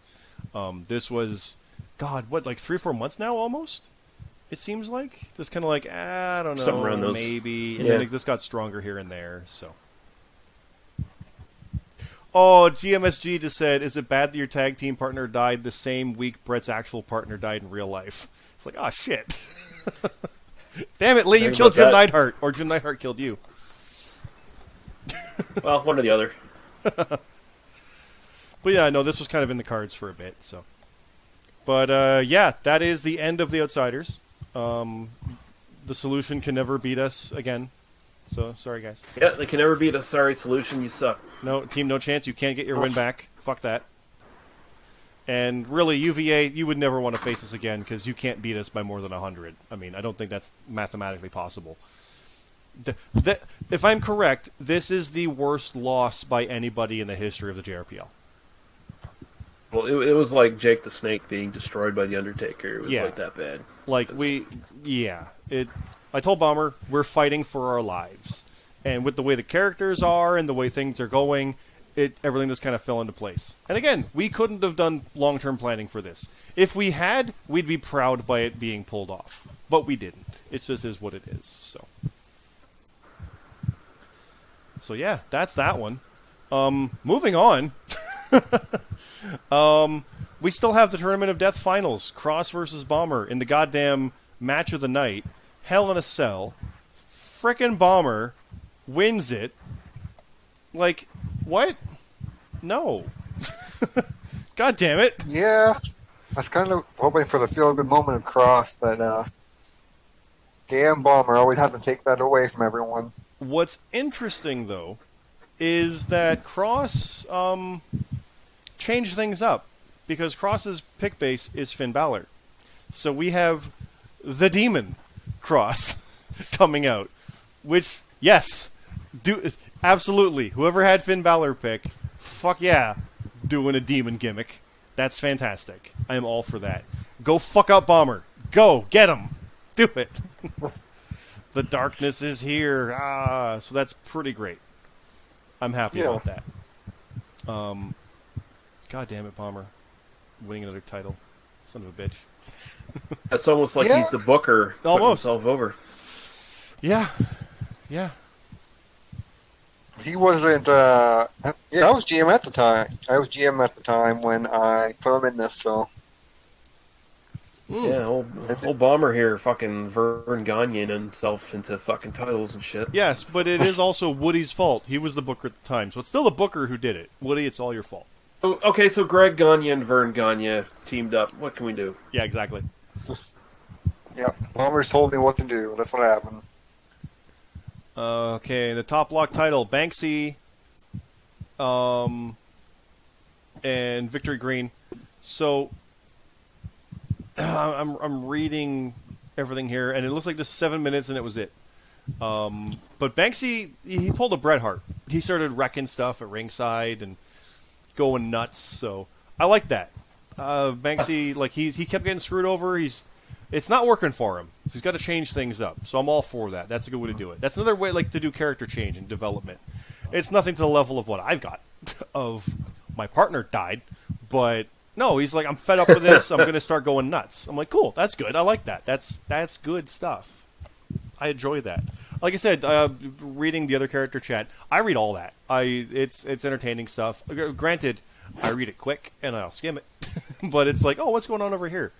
Because I always do the promos where I'm trying to touch base on whatever I can. It's kind of tough right now where I'm like, what the fuck is my promo going to be? But, you know, it's interesting. But, yeah, Banksy literally, is even in the write-up here, he lost at Mania and he lost at SummerSlam. So as Bomber even wrote, he can't win the big one. That's good. That's good story. Use that. Work with that. Absolutely. That's good stuff. Yeah, there's a lot of JRPL superstars who are kind of losing it as of late. You know, you have Redhead who's doing her thing. You have Scott doing your thing. And it's different styles, because Redhead's just kind of like cracked in a kind of, well, Harley Quinn is appropriate with Alexa Bliss, but just kind of like not all there in a way. Banksy's just fucking pissed, which I like that. Like he's not like he's lost it. He's just fed up. And then, well, yeah, I'm gone. Is what it is. Yeah.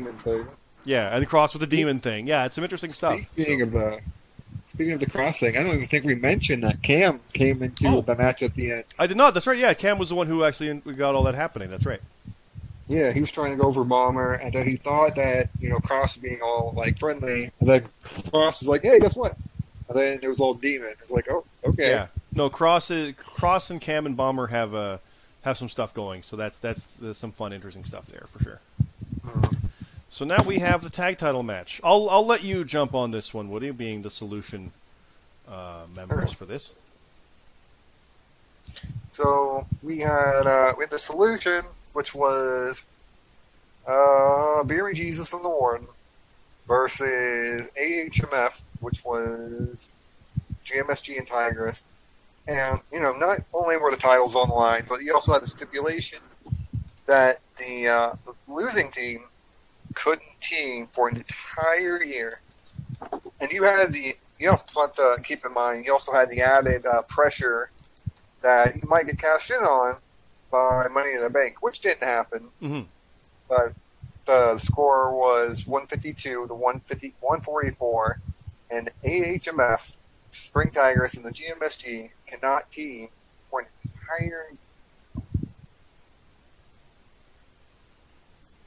And I don't know what they're going to do, if they're just going to do singles, or if one of them's going to team with Green.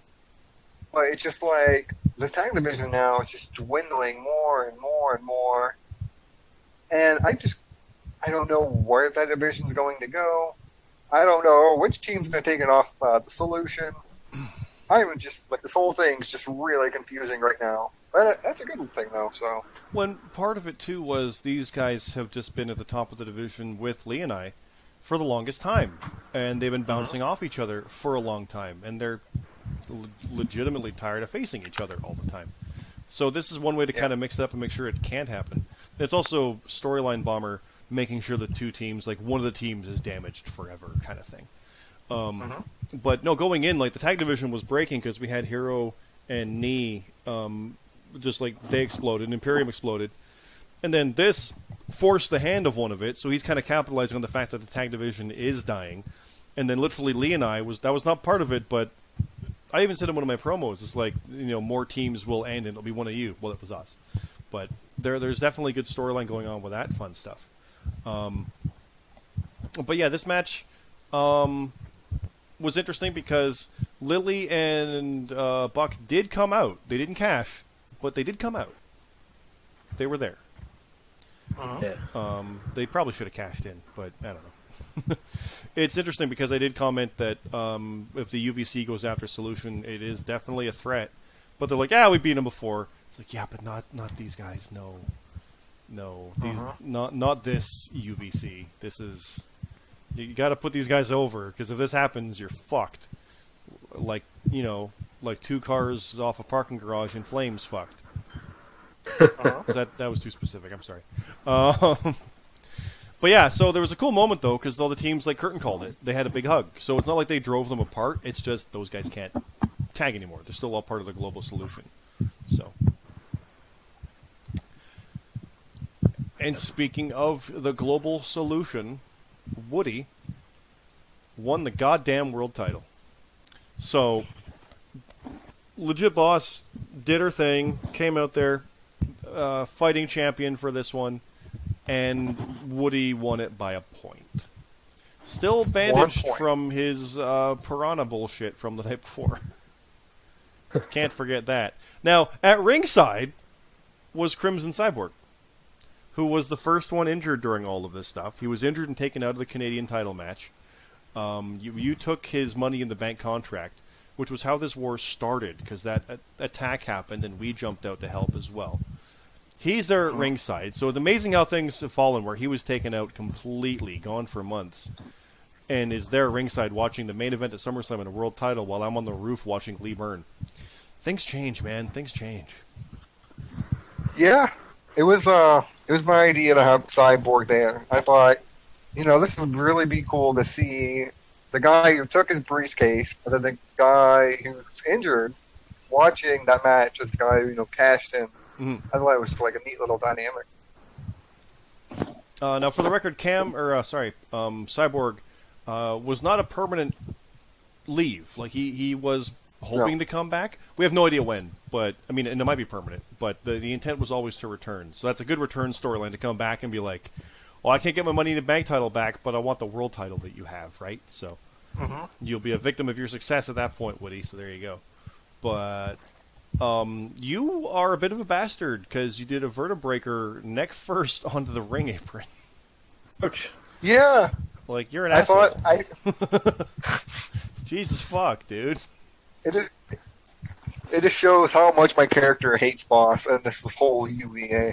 But that's interesting because you guys were originally pushing for a hair versus mask match at All In, but ended up going to a tag match instead, and that led to, in irony of ironies, you having the world title match at SummerSlam instead because of John not being there.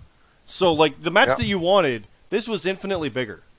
Like it was, yeah, hair versus mask, almost arguably bigger stakes, but this kind of worked out better for you guys, which is nuts to think of. So, yeah, but Boss, if you're listening, if you want your rematch, you got to put your hair on the line. Oh, you take everything, you bastard.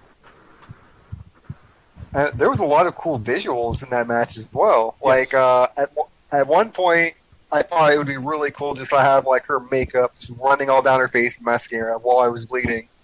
So I was like, yeah, just have Crimson throw his drink in her face. Mm-hmm. And we're just both kneeling in the ring as like the blood, like I said, blood down the face, mascara and makeup. Good visuals. Bomber did say he wanted to make this feel like a real epic show, and I think he did. Like from the way that even the opening ones were to our I'll talk our match all day long because that is like I could see it, like it was just cinematic how he did it. But the world title match, the tag title match, I think he really nailed it. He does have a good feel for how to do the different write-ups, the different moments, the comedy, the seriousness. I mean, Lee and I give him shit all the time, but he legitimately does book this stuff good. So I have no problem with that.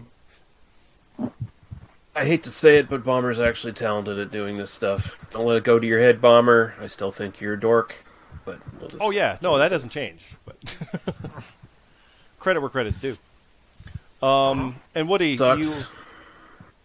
you got the lifted up on the shoulders treatment with your world title. I did, and it was supposed to be. You kind of left it out. But the Canadian Championship was also supposed to be hanging around my neck at the same time. Oh, I was going to say, what happened to that? I was wondering if you were going to have that out there. Oh, man. I said it, but, it just didn't happen. But, that's fine. You can say it was. And like, you could always say that it was there. The camera never caught it. Yeah, it was. Yeah. Why was it around your neck? But, like, you brought it out and just had it there? Or? I'd say, John, when he gave it to me as well, just put it around my neck because, Nice. my arms and everything, I've just been beat up, so just put it around the neck.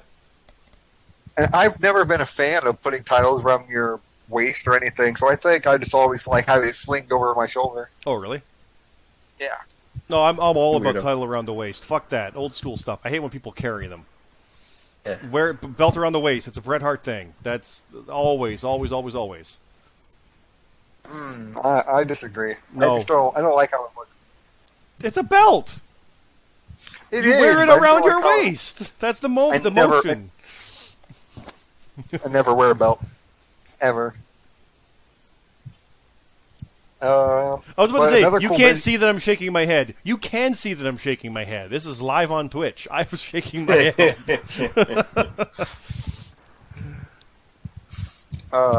Another cool visual, who I was thinking, I didn't even tell Bomber, though, is John handing me the belt. Like, he's the one who handed me it.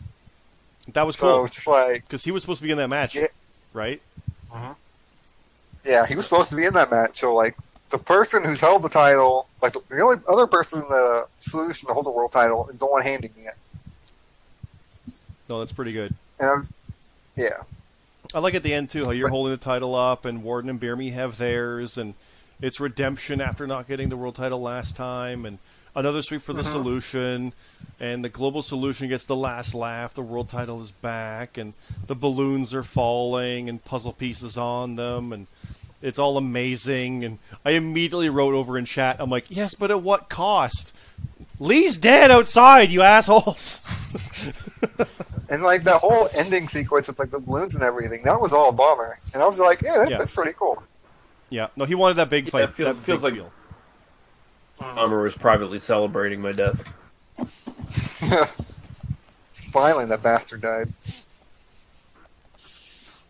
For those watching stream, I had to just cover my mouth as I almost spit pop everywhere. That was funny.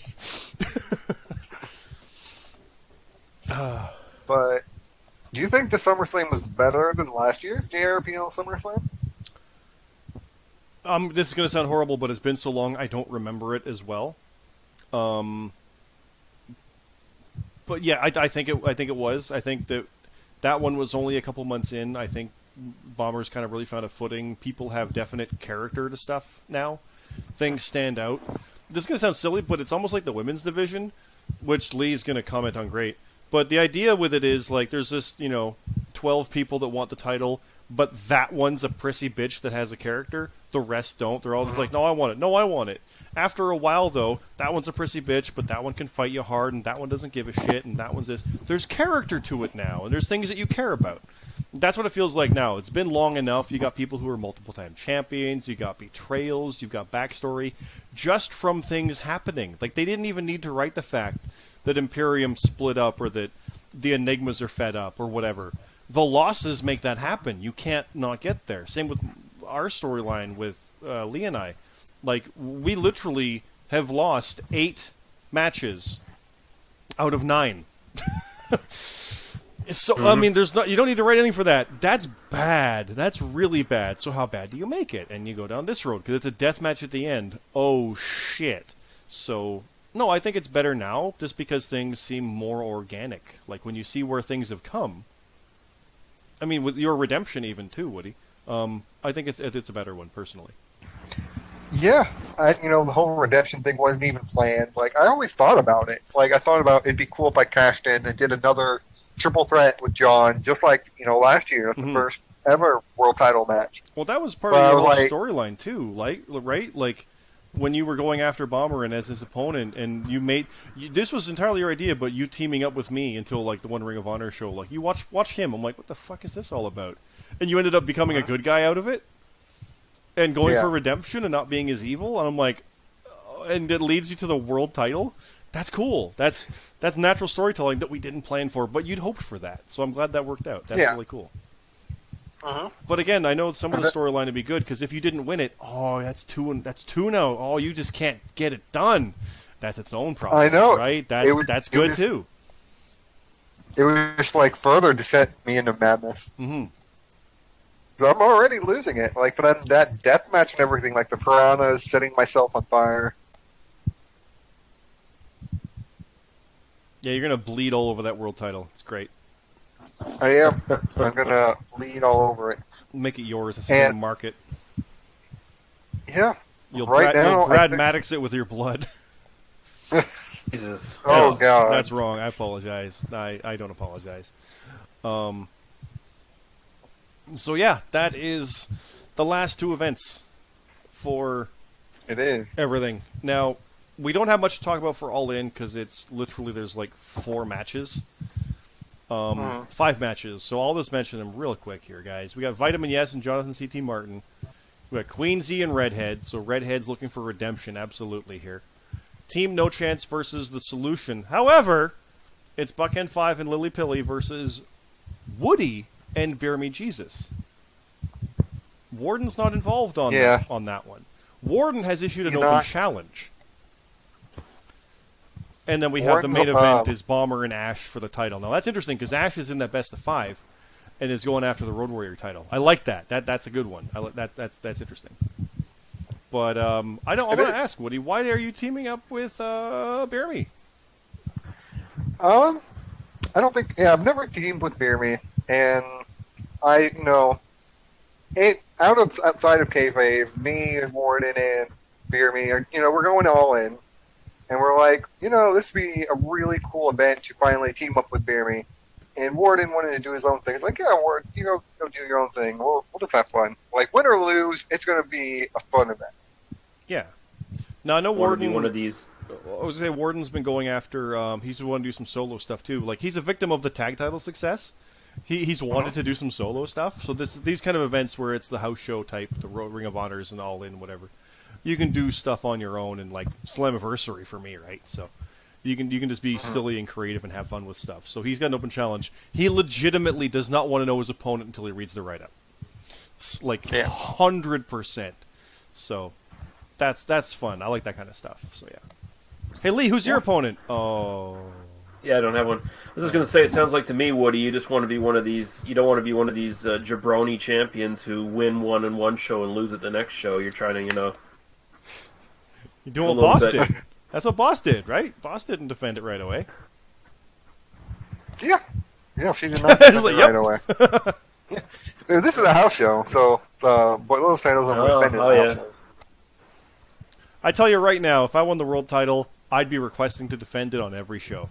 Because I'm at every show. How have I never gotten a... or actually, fuck that. How have Lee or I never gotten a Road Warrior title shot? We're literally at every goddamn show. Lee has. No, did you, Lee? Forgive me. Did you? Yep. I don't know.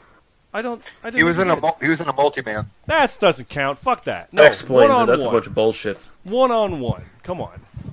Yeah, 1-on-1. I think it was one of the last ROH shows. It was when I was GM. I put everyone that had the highest score. Oh, that's why you remember. Okay, that's right. Yeah, Camp Pop won. Throw me in a match for a fucking promotion I follow even less than WWE these days. That's fair.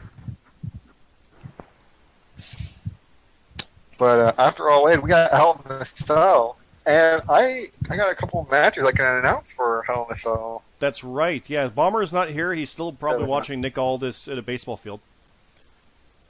So it went long, so he won't be able to make it. So what do you have exclusive announcements? You said. I hope, because you've broken up and I can't hear you. I do. There you go. Let me find it. Before you do, Cam has suggested a match for you, Lee. Cam versus the Grim Reaper. Okay. Or Lee versus the Grim Reaper is a suggestion, so there you go. I lost that match already, brother.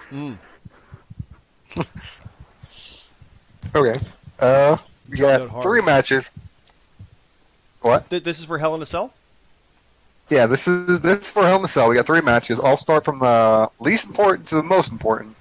But all 3 of these look important. So, first one, you got Camp Hopplestone versus the Demon Cross in a submission match for the #1 contendership for the Top Block title. And that's really interesting because, both are former champions. They have their own thing little going on.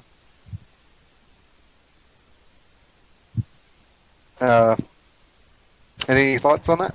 It should be interesting. I like the demon thing. Like I said, that's have fun with that. That's good. That's good. I like more of that.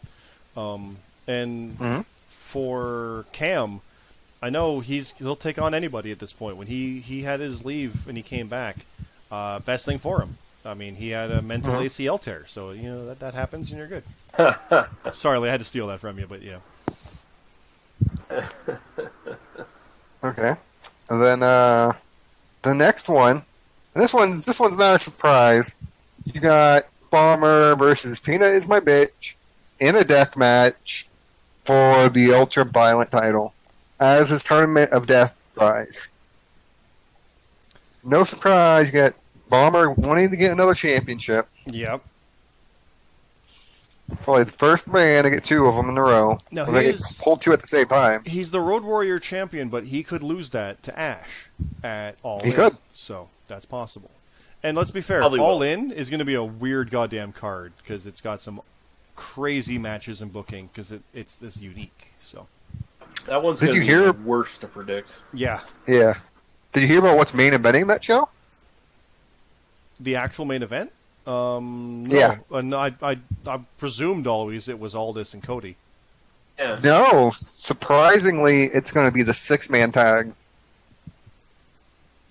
Who's in the 6-man tag? Which, The Bucks and Ibushi versus Ray, Bandito, and Phoenix? No, I thought that was the main event for the 0 Hour show, the pre-show. Oh, it might be. I might have read that wrong. I will look that up while you continue. Because they've the only promotion I've actually seen, like, as far as promos and shit, is all been, like, Aldis and Cody. Yeah.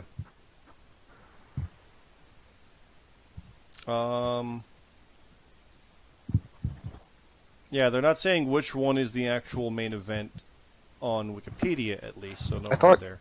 Yeah, I thought Cody said it on Twitter. Let me go take a look real quick. Because I know Briscoes and SoCal are going to be on the pre-show, as well as that over-budget Battle Royal. Winner gets a Ring of Honor title shot. So, Huh. Interesting. Brian Cage is in that, which is interesting. But, I mean, Jay Lethal will be defending that night against the winner of that. So, Yeah, I can't find it. I'll just link it, whatever. so there's some history for you, Lee, actually. We're going to have an independent show with 2 world titles defended. It's the NWA World Title and the Ring of Honor World Title. That's fucking weird. Yeah. Yeah, no, that's cool. I like I it. love that, but that's so weird. No, yeah, Image. right here. I'll link it in the chat, but Cody said that the 6-man's main eventing. Why the hell is Phoenix, Mysterio, and Bandito the main event against the Bucks and Ibushi when you've also got Okada and Skrull, the NWA title, Aldis and Rhodes, the Ring of Honor title, Lethal versus whomever, Omega and Pentagon? Like, I just listed all matches that really should be the main event over that. That doesn't make sense to me. Maybe they're just worried that they didn't want the criticism of, oh yeah, fucking Omega and Cody and the Bucks and shit. They're all just like booking themselves in all the top spots. But or who some cares? shit. It's their show. It's not like, oh, Stu Hart's the owner of Stampede, but he's going to do his thing anyway. No, they're like, yeah, we're making our show. That's everybody's in on it. You might say they're all in. I realized the pun as I said it. I'm sorry.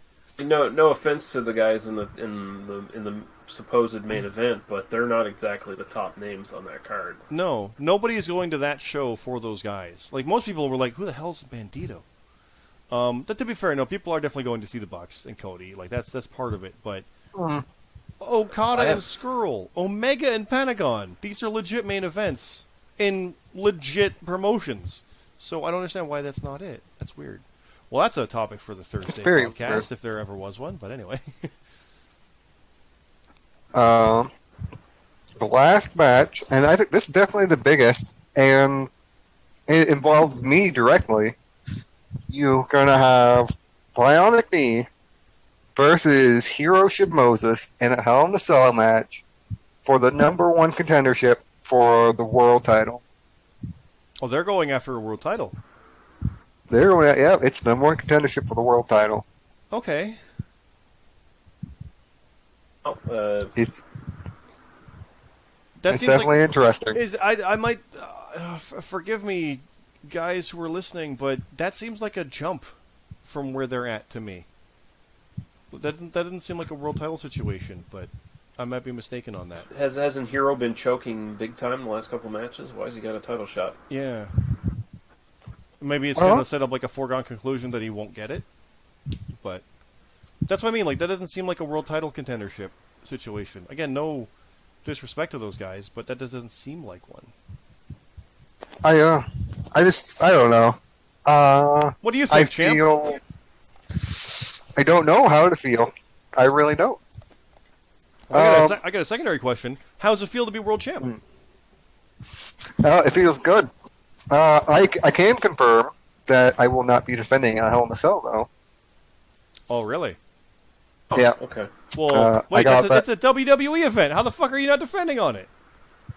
I don't know. I just asked, and he's like, nope. I was like, okay. Okay. Another title defense. That's great. All right. Maybe you should defend a Canadian title. Yeah. Do you have a different Show one? me a Canadian show coming up. Yeah. Don't worry, I'll be rehabilitated by that point.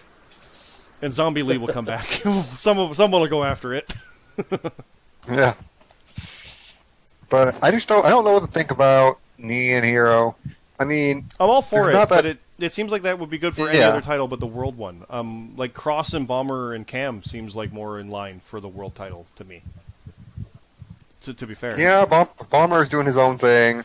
Yeah, but Demon Cross and Cam just have had a good string there. And hell, even Ash, with the way the wins are, how solid those have been.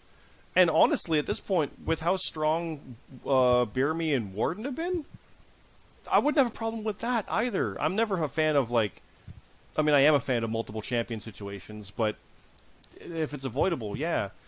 To be fair, John should probably have a chance, be in a match for it, where he's got to fight for his shot, kind of like Roman had to here and there.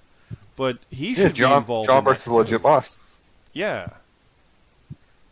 Because where's Boss and all that? And the dynamic suddenly John's coming after your title. Ooh, that would really sow discord in Bomber's opponents. So. I'm telling you right now, I'd rather book friggin' Fart Bucket before I book Hito or whatever his name is in there. Is there anything you guys want to talk about? From there, I'm good. I know All In's going to be interesting. It's a Saturday show. I'm not going to be following it live. I'll be out. I'm usually out Saturday afternoon, so I won't be able to talk about it. I will mention that we do have a Thursday podcast, the Next Jobber Radio episode. We did not do it last Thursday because the schedules didn't work, so we skipped that week. We will be attempting it this week, I believe. I'm good for it. And it's our only chance for All In, so there we go. I'm going to make it. You're not going to make it, Lee? No, I got to work early. So. Okay. I believe that's the attempt, though. If not the one after, obviously, but that is the plan there. Beyond that, though, I'm just looking forward to the planning stuff with my opponent for All In. Because I'm not booked on the card, but I'm booked on the card. I said legitimately the only way I would never come is if I literally had to leave and not participate at all. Because I'm addicted for life on this kind of stuff. So, Jonathan T.T. Martin did say vote on the All-In fantasy cards. I will plug Lee's right now. Lee, we're going to pimp this card out. He didn't just book a fantasy card. He wrote the card. He bombered it. And fuck yeah. All right, vote for me. Yeah. Vote for Lee. A vote for Lee might bring him back to life. No, it won't. He's gone. Good eulogy for me, guys. Just vote for me. Oh, yeah. Oh, man, that needs to be something in character chat, the Lee funeral. Sounds amazing. It'd be like Superman's funeral for this point. It's like, oh, well, we never got the body, but there was the wreckage, everything burned. I think we did... I think we did a funeral for... I can't even fucking think of his name at the moment. Gord's. Gord's legitimately left. Yeah. He wasn't coming back. You never know, but he's he didn't plan on it, so Bomber just axed him. There you go. For Gord's screw that guy. It was great. It was great, doing all this. It was very fun. I don't think it went nearly as long as last time. No, we did too much breakdown going into the events. Like I said, Yeah. no disrespect meant for a lot of people, but when there's literally 60 picks, it's not going to happen, guys. There's only so much. But when you make the top of the card or have the big events happening, it's there. And I will say, I know Bomber does like this. He does like stuff happening in the Discord character chat. So jobberradio.com, it is in there. You are able to join the stuff over there and take a look and do the character chats where it's starting to come in now after SummerSlam right up. Be everything from Warden being like, the tag division is dead, to surely stuff about Woody, how he's drunk and only wearing his mask and title belt around his shoulder and something like that. The stuff's going to happen. It's going to be fun stuff leading to All In. My stuff will come. Don't worry. And I know Warden has fun when I write mine, and it's always some fun stuff. So, but I can't do it yet. Not yet. So yeah, jump in on the chat for that stuff. Do make your picks. It is open to everybody. Jobberradio.com. And that's where our podcast lives. That's where our other shows live, which we're so goddamn far behind on. We haven't done anything else for a while, but we got to get back on that. We got to get back to Best in the Business and shit. Best in the Business is good. We got some of those banked by now for ideas and that. And I forget what they are, so it's going to be more fun to do. But Woody, this show is your show, but before we close that out, I do want to throw it to Lee for one last thing, if he's got anything else to say here. Lee's not gone forever from like Jobber Radio or like the Discord. He's just, his character got off a roof. So no more picks from Lee. He's gonna watch like a fan. He's gonna watch like the rest of you. Because I'm not a fan of any of you fucking marks on the fucking JRPL, so it's gonna be really disappointing. You guys got to do better, honestly. Like all you little newbies, we didn't do a lot of talk about you on the write up or whatever. Do better. And we'll talk about you. Yeah, that's it. I'm done. Quote from Lee, 2018, just do better. Just do better. That's it. I'm done. That's the title of Lee's book. No, and that's your shirt. That's the memorial shirt. Shut up, Marks. Need an ACL tear. Like the thanks Lee, R.I.P. Lee shirts are going to be great. It's going to be some good merch. It's going to be good. Mm-hmm. If I get a cut out of it, I'll be happy. They go to your estate. I can imagine UVA trying to sell that shit during his funeral. Oh, if they do that, someone's gonna die. Like, you push the wrong buttons. Like, I legit have no fight with the UVA or UVC. Like, I lost bad, but I must have revenge. So yeah, that's gonna be interesting where that goes. But I'll throw it to you, Champ. You can close this one out. Like I said, it was fun having everyone here, reading everyone in chat. Someone who asked me, but they asked the schedule for this. Not really a schedule. It's just whenever the timing seems fit and there's something good to talk about. We do seem to throw them in. It was going to be like maybe every Sunday or maybe every other Sunday, because Sundays seem to work for everybody to get together. If it's not every week, it's every other. So. Yeah. But I'm definitely not going to be around this Sunday. I think, this Sunday? Yeah, this weekend is all in. Yeah, you're a little busy. Yeah. I am. And I might even see Zion and them, so that might be cool. Nice. But, yeah. Fun seeing everyone reading all the chat. But, yeah. We'll see you all next time, I guess. Yep, we'll wrap that up. Thanks again, everybody in chat. I do appreciate you guys coming by, hanging out, watching, and listening and chatting. It has been fun. And R.I.P. Lee.